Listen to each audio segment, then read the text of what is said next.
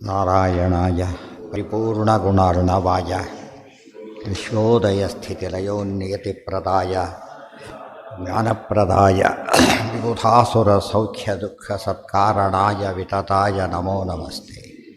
ನಾರಾಯಣಂ ಸುರಗುರುಂ ಜಗದೇಕನಾಥಂ ಭಕ್ತಪ್ರಿಯಂ ಸಕಲಲೋಕನಮಸ್ಕೃತಂಚ ತ್ರೈಗುಣ್ಯವರ್ಜಿತಮಜಂ ವಿಭುಮಾದ್ಯವೀಶಂ ವಂದೇ ಭವಘ್ನಮರಾಸುರಸಿದ್ಧವಂದ್ಯಂ. ನಾರಾಯಣಂ ನಮಸ್ಕೃತ್ಯ ನರಂ ಚೈವ ನರೋತ್ತಮಂ ದೇವೀಂ ಸರಸ್ವತೀಂ ವ್ಯಾಸಂ ತತೋ ಜಯಮುದೀರಯೇ. ನಾರಾಯಣಂ ಗುಣೈಃ ಸರ್ವೈರುದೀರ್ಣಂ ದೋಷವರ್ಜಿತಂ ಜ್ಞೇಯಂ ಗಮ್ಯಂ ಗುರುಂಶ್ಚಾಪಿ ನತ್ವಾ ಸೂತ್ರಾರ್ಥ ಉಚ್ಯತೆ. ದೇವಂ ನಾರಾಯಣಂ ನತ್ವಾ ಸರ್ವದೋಷವಿವರ್ಜಿತಂ ಪರಿಪೂರ್ಣಂ ಗುರುಂಶ್ಚಾನ್ ಗೀತಾರ್ಥಂ ವಕ್ಷ್ಯಾಮಿ ದೇಶತಃ. ಸಮಸ್ತಗುಣಸಂಪೂರ್ಣಂ ಸರ್ವದೋಷವಿವರ್ಜಿತಂ ನಾರಾಯಣಂ ನಮಸ್ಕೃತ್ಯ ಗೀತಾ ತಾತ್ಪರ್ಯೋಚ್ಯತೆ. ಗುಣಗಣನಿಲಯಂ ಪತಿಂ ರಮಾಯಾಃ ಜಗದಘದಹನಂಚ ವಾಸವೀಸೂನುಂ ಮುನಿಕುಲತಿಲಕಂಚ ಪೂರ್ಣಬೋಧಂ ಗುರುಮಪಿ ಪರಮಂ ಗುರುಂಚ ಮೇ ವಂದೇ. ಯಾ ನಿರ್ವೃತಿಸ್ತನುಭೃತಾಂ ಯದಾ ತೇ ಮೋಹಕಲಿದಂ ಬುದ್ಧಿರ್ವ್ಯತಿತರಿಷ್ಯತಿ ತದಾ ಗಂತಾಸಿ ನಿರ್ವೇದಂ ಶ್ರೋತವ್ಯಸ್ಯ ಶ್ರುತಸ್ಯ ಚ. ಯದಾ ಅದು ಹೇಳಿದೆ, ಯಾವಾಗ ಮೋಹ ಕಲಿಲ್ಲ, ಮೋಹ ಅನ್ನೋ ದೋಷವನ್ನು ನಿನಗೆ ಬುದ್ಧಿ ದಾಟಿಬಿಡುತ್ತಲ್ಲ, ಆಗ ನೀನು ಕೇಳಿದ್ದರ ಏನು ಕೇಳಿದ್ದಿ, ಏನು ಕೇಳ್ತಾ ಇದ್ದೆ, ಎಲ್ಲದರ ಫಲವನ್ನು ಕಾಣುತ್ತಿ ಅಂತ ಹೇಳಿದರೆ ಅಲ್ಲಿಗೆ ಜ್ಞಾನ ಸಿದ್ಧಿ ಆದಾಗ ಲೆಕ್ಕ. ಅದಕ್ಕೋಸ್ಕರನೇ ಪ್ರತಿಯೊಬ್ಬರು ಏನು ಮಾಡಬೇಕು, ಕರ್ಮಾಚರಣೆ ಮಾಡಲೇಬೇಕು, ಫಲ ಕೇಳಲೇಬಾರದು. ಆಗ ಬುದ್ಧಿ ಶುದ್ಧವಾಗಿ, ಅಂತಃಕರಣ ಶುದ್ಧವಾಗಿ ಜ್ಞಾನಕ್ಕೆ ಸಾಧನವಾಗತ್ತೆ ಅಂತ ಅರ್ಥ. ಮತ್ತು ಹೇಳ್ತಾರೆ, ಅನುಷ್ಠಾರಾಜ್ಯ ಶುಕಾದೀನಾಂ. ನಿರ್ವೇದ ಶಬ್ದಕ್ಕೆ ವಿರಕ್ತಿ ಅಂತ ಅರ್ಥ ಮಾಡಬಾರ್ದು, ನಿತರಾಂ ಲಾಭ ಅಂತ ಅರ್ಥ ಮಾಡಬೇಕು. ಯಾತಕ್ಕೆ ಅಂದರೆ ನಿಜವಾದ ಲಾಭ ಇದು. ನಾವೇನು ಮೋಕ್ಷಕ್ಕೆ ಹೋಗ್ತೇವೆ ಅಂತ ಹೇಳಿದರೆ ಪರಮಾವಧಿಯಾಗಿ ಭಗವಂತನನ್ನೇ ಕಾಣತಕ್ಕಂಥ ವಿಶೇಷ ಹಿರಿಮೆ ಇರೋದ್ರಿಂದ, ಅದಕ್ಕೆ ಮಹತ್ವ ಇರೋದ್ರಿಂದ ಅದನ್ನು ಬಿಡೋದಾದರೆ ಮೋಕ್ಷಕ್ಕೆ ಅರ್ಥನೇ ಇಲ್ಲ. ಆಗ ಸುಖ ಇದ್ದೇ ಇದೆ ಅಂತ ಹೇಳಿದೆ. ಆತ್ಯಂತಿಕಂ ವಿಗಣಯಂತೆ ಪಿತೆ ಪ್ರಸಾದಂ ತೇಷಾಮಪಿ ಉಪಾಸನಾದಿ ಫಲಸ್ಯ ಸಾಚಿತತ್ವಾತ್ ತಾರತಮ್ಯ ಅಧಿಗತೇಶ್ಚ. ಮತ್ತು ತಾರತಮ್ಯನೂ ಇದೆ ಮುಕ್ತಿಯಲ್ಲಿ. ತಾರತಮ್ಯ ಇಲ್ಲದೆ ಹೋಗಿ ಎಲ್ರಿಗೂ ಒಂದೇ ಆಗೋದಾಗಿದ್ದರೆ ಒಂದು ಸಾಧನೆ ನಿಲ್ಲಿಸ್ಬಿಡ್ಬೋದಾಗಿತ್ತು. ಮತ್ತು ಪಾಸಾದರೆ ಅಷ್ಟೇ ಸಾಕು ಅಂತ ಹೇಳೋದಾದರೆ ಭಾರಿ ಕಷ್ಟಪಟ್ಟು ಯಾರು ಓದೋದಕ್ಕೆ ಹೋಗೋದಿಲ್ಲ. ಓದಿದ್ರೆ ಪ್ರಯೋಜನ ಇದೆ ಅಂತಲೇ ಓದ್ತಾರೆ. ಮುಕ್ತಿಯಲ್ಲೂ ತಾರತಮ್ಯ ಇರೋದರಿಂದನೇ ಸಾಧನ ವಿಶೇಷವನ್ನು ಮಾಡ್ತಾ ಇದ್ದಾರೆ. ಯಾರು ತಾರತಮ್ಯವನ್ನು ಒಪ್ಪೋದಿಲ್ಲ ಅವರಿಗೆ ಪ್ರಶ್ನೆ ಆಚಾರ್ಯರು. ಹಾಗೆ ಪಾಠ ಹೇಳಿಕೊಟ್ಟ ಗುರುಗಳಿಗೂ ಅದೇ ಫಲ, ಶಿಷ್ಯರಿಗೂ ಅದೇ ಫಲ ಆಗೋದಾದರೆ ಕಷ್ಟ ಆಗಿಬಿಡ್ಬೇಕು. ನೀವು ಹಣೆ ಬಾರ ತಿದ್ದುಬಿಡ್ಬೋದು ಸ್ಥಾನ. ಗೊತ್ತಾಯ್ತಾ? ಸಮ ಆಗ್ಲಿಕ್ಕೆ ಇಷ್ಟಪಡೋದಿಲ್ಲ. ಆತ್ಯಂತಿಕಂ ವಿಗಣಯಂತೆ ಪಿತೆ ಪ್ರಸಾದಂ ಅದಕ್ಕೆ ನೀನು ಯಾವ ಪ್ರಸಾದವನ್ನು ಅವರು ಇಷ್ಟಪಡೋದಿಲ್ಲ. ಅತ್ಯಂತ ಫಲ ಯಾವುದು ಅಂದರೆ ನಿನ್ನ ಅನುಗ್ರಹ ಬೇಕು. ಅಂದರೆ ಏನು ಫಲ ಕೊಟ್ಟರು ಅವ್ರಿಗೆ ಸಂತೋಷ ಆಗೋದಿಲ್ಲ, ಅನುಗ್ರಹ ಕೊಟ್ಟರೆ ಸಂತೋಷವಾಗುತ್ತೆ. ನೈಕಾತ್ಮತಾಮೇ ಸ್ಪೃಹಯಂತಿ ಕೇಚಿತ್ ಏಕತ್ವಮಪ್ಯುತ ದೀಯಮಾನಂ ನ ಗೃಹಂತಿ. ನೈಕಾತ್ಮತಾಮೇ ಸ್ಪೃಹಯಂತಿ ಕೇಚಿತ್. ಯಾರು ಕೂಡ ಮುಕ್ತಿಯನ್ನು ಇಷ್ಟಪಡೋದಿಲ್ಲ. ಜ್ಞಾನಿಗಳು ದೇವ್ರ ಮಹಿಮೆ ಇಷ್ಟಪಡ್ತಾರೆ ಹೊರತು ಮುಕ್ತಿಯನ್ನು ಇಷ್ಟಪಡೋದಿಲ್ಲ. ಕೊಡ್ತಾನೆ ಅಂತ ತಗೋತಾರೆ ಅಷ್ಟೇ ಹೊರತು ಬೇರೆ ಅಲ್ಲ. ಏಕತ್ವಮಪ್ಯುತ ದೀಯಮಾನಂ ನ ಗೃಹಂತಿ. ಅದು ಅಂದರೆ ಅಷ್ಟರ ಮಟ್ಟಿಗೆ ಏಕಾಂತ ಭಕ್ತರು ಇರ್ತಾರೆ ಅಂದಮೇಲೆ ಆಗ ದೇವರ ಮಹಿಮೆ ಜಾಸ್ತಿ ಅಂತಾಯ್ತಲ್ಲ. ಒಂದು ಕಡೆ ಆದರೂ ಮುಗಿದೋಯ್ತು ಅಂತ. ಎಷ್ಟು ಏಕಾಂತ ಭಕ್ತರು ಎಷ್ಟು ಜನ ರುಜುಗಳೇ ಅನಂತ ಇದ್ದಾರೆ. ಆದ್ದರಿಂದ ಧರ್ಮೋತ್ತಮತ್ವಕ್ಕೆ ಬಾಧಕ ಇಲ್ಲ ಅಂತ ಹೇಳಿದ್ರು. ಏಕತ್ವಮಪ್ಯುತ ದೀಯಮಾನಂ ನ ಗೃಹಂತಿ. ನಾನು ಏಕತ್ವವನ್ನು ಕೊಡೋಕ್ಕೆ ಹೋದರೆ ಬೇಡ, ನಿಧಾನ ಕೊಡೋ ಅವಸರ ಇಲ್ಲ ಅಂತ ಹೇಳ್ತಾರೆ ಅಂತೇಳಿ. ನಿಧಾನ ಕೊಡೋ ಅವಸರ ಇಲ್ಲ. ಎಷ್ಟೋ ಸತ್ಯ ಭಾಳಷ್ಟು ದುಡ್ಡು ಕೊಡ್ಲಿಕ್ಕೆ ಹೋದಾಗ ಕೆಲಸ ಈಗಲೇ ಕೊಡ್ಬೇಡಿ ಆಮೇಲೆ ಕೊಡಿ ಅಂತ ಹೇಳ್ತಾರೆ. ಅದಕ್ಕೆ ಇಟ್ಕೊಳ್ಳೋದು ಕಷ್ಟ ಇದೆ ಸ್ವಲ್ಪ, ಸೆಕ್ಯೂರಿಟಿ ಕಡಿಮೆ. ಅದಕ್ಕೆ ನಾನು ಕೇಳಿದಾಗ ಕೊಟ್ಟರೆ ಸಾಕು ಅಂತ ಇರುತ್ತೆ. ಹಳ್ಳಿಗಳಲ್ಲಿ ಎಷ್ಟೋ ಸರ್ತಿ ಅದೇ ಪದ್ಧತಿ. ಇಸ್ಕೊಡೋದೇ ಅಲ್ಲ, ಫಸ್ಟು ಕೊಡಬೇಕಾದ ಪ್ರಸಂಗ ಬಂದರೆ ಈಗ ಬೇಡ ಬೇಕಾದಾಗ ಇಸ್ಕೊತೀವಿ ಅಂತ ಹೇಳಿಬಿಡ್ತಾರೆ. ಅಂದರೆ ಅವ್ರಿಗೆ ಮುಖ್ಯ ಏನು, ವಿಶ್ವಾಸ ಬೇಕು, ನಂಬಿಕೆ ಇದೆ. ಆದ್ದರಿಂದ ಮನುಷ್ಯ ಇಷ್ಟೇ ನಾವು ಮನುಷ್ಯರಲ್ಲೇ ಕಾಣ್ತಿರ್ಬೇಕಾದ್ರೆ ಭಗವದ್ಭಕ್ತರಲ್ಲಿ ಹೇಗಿರ್ಬೋದು, ದೊಡ್ಡ ದೊಡ್ಡ ದೇವತೆಗಳಲ್ಲಿ ಏನು ಕೊಟ್ಟರು ಬೇಡ ಬೇಡ ಅಂತಿರ್ತಾರೆ. ಏಕತ್ವ ಮುಕ್ತಿ ಅಂತ ಹೇಳಿದರೆ ಸಾಹಿತ್ಯ ಮುಕ್ತಿ ಅಲ್ಲ, ಮುಕ್ತಿನೇ. ಮುಕ್ತಿ ಕೊಡ್ಲಿಕ್ಕೆ ಹೋದ್ರೆ ಈಗಲೇ ಬೇಡ ನಿಮಗೆ ನಿಧಾನ ಕೊಡು ಅಂತ ಹೇಳ್ತಾರೆ. ಅರ್ಜೆಂಟ್ ಇಲ್ಲ, ಮುಕ್ತಿ ಅರ್ಜೆಂಟ್ ಇಲ್ಲ.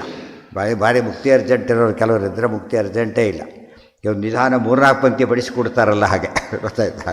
ಇವ್ರು ಮೊದಲು ಊಟಕ್ಕೆ ಹೋದ್ರೆ ಕೊಡೋದಿಲ್ಲ ಅವ್ರು ಏನು ಮಾಡ್ತಾರೆ, ಮತ್ತು ಇನ್ನೂ ಬೇಡ ಕೊನೆಗೆ ಎಲ್ಲ ಆದ್ರೆ ಅಂತ ನೋಡಿ ಮಾಡ್ತಾರೆ. ಇದು ವಿಶೇಷ. ಅದು ಈಗೆಲ್ಲ ಬಿಡಿ ಕಡಿಮೆ ಆಗಿದೆ. ಇದು ಭಾರಿ ಇತ್ತು ಆ ಥರ. ಎಲ್ಲ ಬಡಿಸೋರಿಗೆ ಬಂದುಬಿಡ್ತಿದ್ರು, ಊಟಕ್ಕೆ ಕೊಡೋರೆ ಕಡಿಮೆ ಆಗ್ತಿತ್ತು. ಈಗ ಉಲ್ಟಾ ಪಟ್ಟ ಪೂರ್ತಿ ಬಡಿಸೋರು ಸಿಗೋದೇ ಇಲ್ಲ ಒಬ್ಬರು ಕೂಡ. ಅಂದರೆ ನಾನು ಅನುಗ್ರಹ, ನಾನು ಭಕ್ತಿ ಮಾಡೋದು ತಿಳ್ಕೊಳ್ಳೋದು ಬೇರೆ ಆಸಕ್ತಿ ಅವ್ರು ಇದರಲ್ಲಿಲ್ಲ ಅಂತ ಹೇಳ್ತಾರೆ. ಮುಕ್ತಿಗಾರ ಯಾಕೆ ಹೋಗ್ತಾರೆ ಅವರು? ಅನುಕೂಲ ಜಾಸ್ತಿ ಇದೆ ಅಂತ ಅಷ್ಟೇ ಹೊರತು ಅವರಿಗೆ ಮುಕ್ತಿ ಪ್ರಧಾನ ಅಲ್ಲ, ದೇವರ ಅನುಗ್ರಹನೇ ಪ್ರಧಾನ. ಅನುಗ್ರಹ ಗುಟ್ಟೇನು ಅಂದರೆ ಜ್ಞಾನ ಜಾಸ್ತಿ ಆಗೋದು. ಜ್ಞಾನ ಭಕ್ತಿ ಜಾಸ್ತಿ ಆಗ್ತಿದೆ, ಅನುಗ್ರಹ ಮಾಡಿದ್ದಾನೆ ಅಂತ ಅರ್ಥ. ನಾವು ಮನೆ ಕಟ್ಟಿದ್ರೆ ಅನುಗ್ರಹ ಅಂತೀವಿ, ಗೊತ್ತಾಯ್ತಾ? ದೇವರು ಅನುಗ್ರಹ ಮಾಡಿಬಿಟ್ಟ ಏನೋ ಸಿಕ್ತು ಅಂತೇಳಿ ಬಸ್ ಸಿಕ್ಬಿಡ್ತೇವೆ ಅನುಗ್ರಹ ಹೇಗೆ ತಿಳ್ಕೊತೀವಿ. ಅಲ್ಲ, ಇದು ಯಾವುದು ಮೋಕ್ಷ ಸಾಧನ, ಅದು ಅನುಗ್ರಹ ಅಲ್ಲ. ಇದು ಜ್ಞಾನಭಕ್ತಿ ಕೊಟ್ಟರೆ ಮಾತ್ರ ಏನದು ನಿಜವಾದ ಅನುಗ್ರಹ. ಇದೆಲ್ಲರಿಗೂ ಕೊಡಬಹುದು. ಯಾರೋ ಕೂಗ್ತಾರೋ ಭಿಕ್ಷೆ ಕೊಟ್ಟು ಕಳಿಸಿಬಿಡ್ತಾರೆ, ಅನುಗ್ರಹ ಅಂತ ಕರೆಯೋದಿಲ್ಲ. ಅದು ಡಿಸ್ಟರ್ಬ್ ಮಾಡಬಾರಂತ ಕೊಡ್ತಾರೆ ಕೆಲವರಿಗೆ, ಅರ್ಥ ಆಯ್ತಾ? ಒಂದು ದಿವಸ ಬಾ ಅಂತೇನು ಹೇಳೋದಿಲ್ಲ, ತೊಗೊಂಡೋಗ್ಬಿಡು ಅಂತ ಹೇಳ್ತಾರೆ. ಯಾಕೆ? ಅವೆಲ್ಲ ಏನದು ಪರಮಾನುಗ್ರಹ ಅಲ್ಲ. ಅದು ಚೂರು ಅನುಗ್ರಹ ಇಲ್ದವರು ಕೊಡೋದಿಲ್ಲ, ಕೊಡ್ತಾರೆ. ಬಟ್ ಅದು ಮೋಕ್ಷಕ್ಕೆ ಸಾಧನೆ ಅಲ್ಲ. ಎಷ್ಟಕ್ಕೆ ಬೇಕು ಮೋಕ್ಷ ಸಾಧನೆ ಆಗಬೇಕಾದ್ರೆ ಪರಮಾನುಗ್ರಹ. ಆನಂದ ಅನ್ನ ಇನ್ನೂ ಅನುಗ್ರಹ ಮಾಡಬೇಕು. ಆನಂದ ಉನ್ನಾಹ ಸಿಗಬೇಕಾದ್ರೆ ಭಾರಿ ಅನುಗ್ರಹ ಮಾಡಬೇಕು. ಅದು ಭಕ್ತಿ ಒಂದೇ ಕಾರಣ. ಭಕ್ತಿ ಜ್ಞಾನ ಬೇಕು, ಜ್ಞಾನಕ್ಕೆ ಶ್ರವಣಾದಿಗಳು ಬೇಕು. ಮತ್ತು ಈಗ ಶ್ರವಣಾದಿಗಳಿಗೆ ಟಾಪ್ ಪ್ರಯಾರಿಟಿ ಕೊಡಬೇಕು ಅಂತ ಹೇಳ್ತಾರೆ. ಹಾಂ, ಏಕತ್ವಪ್ಯುತ ದೀಯಮಾನಂ ನಗರಣ್ಣಂತಿ ಇತಿ ಯುಕ್ತಿಮಪಿ ಮುಕ್ತಿಮಪಿ ಅನಿಚ್ಛತಾಮಪಿ ಮೋಕ್ಷ ಏವ ಫಲಂ. ಆಗ ಮುಕ್ತಿ ಇಷ್ಟಪಡೋದಿಲ್ಲ ಅವರು, ಆದರೂ ಕೂಡ ಪರಮಾತ್ಮ ಏನು ಮಾಡ್ತಾರೆ, ತಾನೇ ಮೋಕ್ಷ ಕೊಡ್ತಾನೆ ಹೊರತು ಅವರು ಕೇಳಿ ತಗೊಳ್ಳೋದಿಲ್ಲ. ಸ ಏವ ಭವತಿ ಸುಪ್ರತೀಕಾದೀನಾಮಿತಿ ಕಥಮನಿಚ್ಛತಾಂ ಸ್ತುತಿಮುಪಪನ್ನಾ ಸ್ಯಾತ್. ಸ ಏವ ಭವತಿ ಸುಪ್ರತೀಕಾದೀನಾಂ, ಸುಪ್ರತೀಕರು ಅಪ್ರತೀಕಾಲಂಬನರು. ಕಥಮನಿಚ್ಛತಾಂ ಸ್ತುತಿ ರೂಪಪನ್ನಾ ಸ್ಯಾತ್. ಅದಿಷ್ಟ ಹೋಗಿದ್ದರೆ ಸ್ತುತಿ ಮಹತ್ವ ಇಲ್ಲದೆ ಹೋಗಿದ್ದರೆ, ಲಾಭ ಇಲ್ಲದೆ ಹೋಗಿದ್ದರೆ ಹೀಗೆಲ್ಲ ಯಾಕೆ ಕೇಳ್ತಿದ್ರು ಅವರು? ಆದ್ದರಿಂದ ನಿರ್ವೇದ ಶಬ್ದಕ್ಕೆ ಇದೆಲ್ಲ ಎಲ್ಲಿ ಬಂತು? ನಿರ್ವೇದ ಶಬ್ದಕ್ಕೆ ವಿರಕ್ತಿ ಅಂತ ಅರ್ಥ ಮಾಡ್ದೇನೆ ನಿತರಾಂ ಲಾಭ ಅಂತ ಅರ್ಥ ಮಾಡಬೇಕು.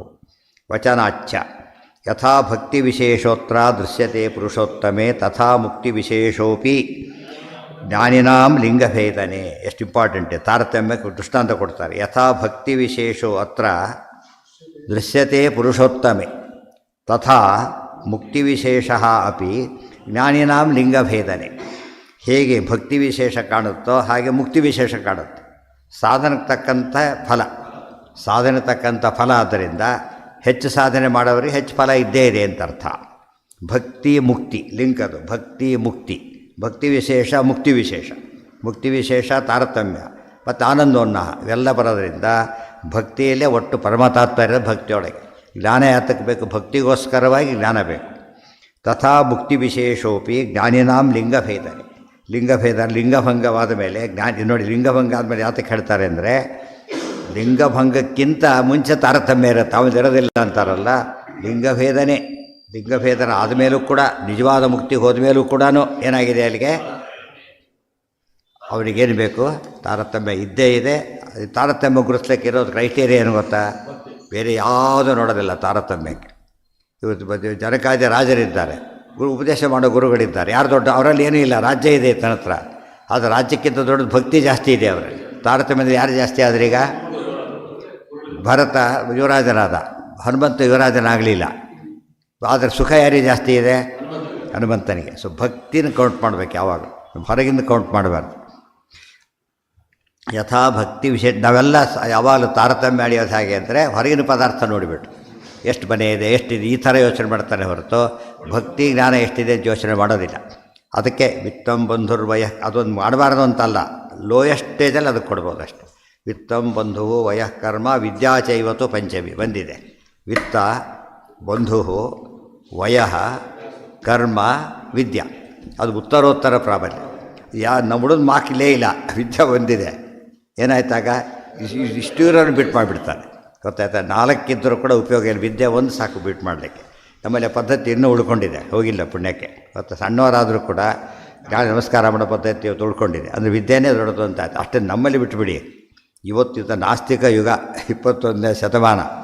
ಆದರೆ ಜನಗಳು ಎಂಥ ಭಾರಿ ಕರಪ್ಟ್ ಏನೇ ಆಗಿರಲಿ, ಸ್ವಲ್ಪ ಇದಾಗಿದ್ದರೆ ಕೈ ಮುಗಿದ್ಬಿಡ್ತಾರೆ. ಬಂದ ಕಾಲು ಬಿಟ್ಟು ನಮಸ್ಕಾರ ಮಾಡೋರು ಇದ್ದಾರೆ, ಇಲ್ಲ ಕೈಯಂತೂ ಸಾಮಾನ್ಯ ಮುಗಿತಾರೆ, ಅಂತ ತಿರ್ಕೊಂಡು ಹೋಗೋದಿಲ್ಲ, ಗೊತ್ತಾಯ್ತಾ? ಎಷ್ಟೇ ದೊಡ್ಡ ಅಧಿಕಾರಿಯಾಗಿರಲಿ, ಅವನು ಇರಲೆವೆಂಟ್ ಆದರೆ ಇರ್ಬೋದು ಅಂದ್ಬಿಡ್ತಾರೆ ಅಷ್ಟೇ. ದೊಡ್ಡದೇನು ಗೌರವ ಕೊಡೋಲ್ಲ, ಸುಮ್ಮನೆ ಗೌರವ ಕೊಡ್ತಾರೆ.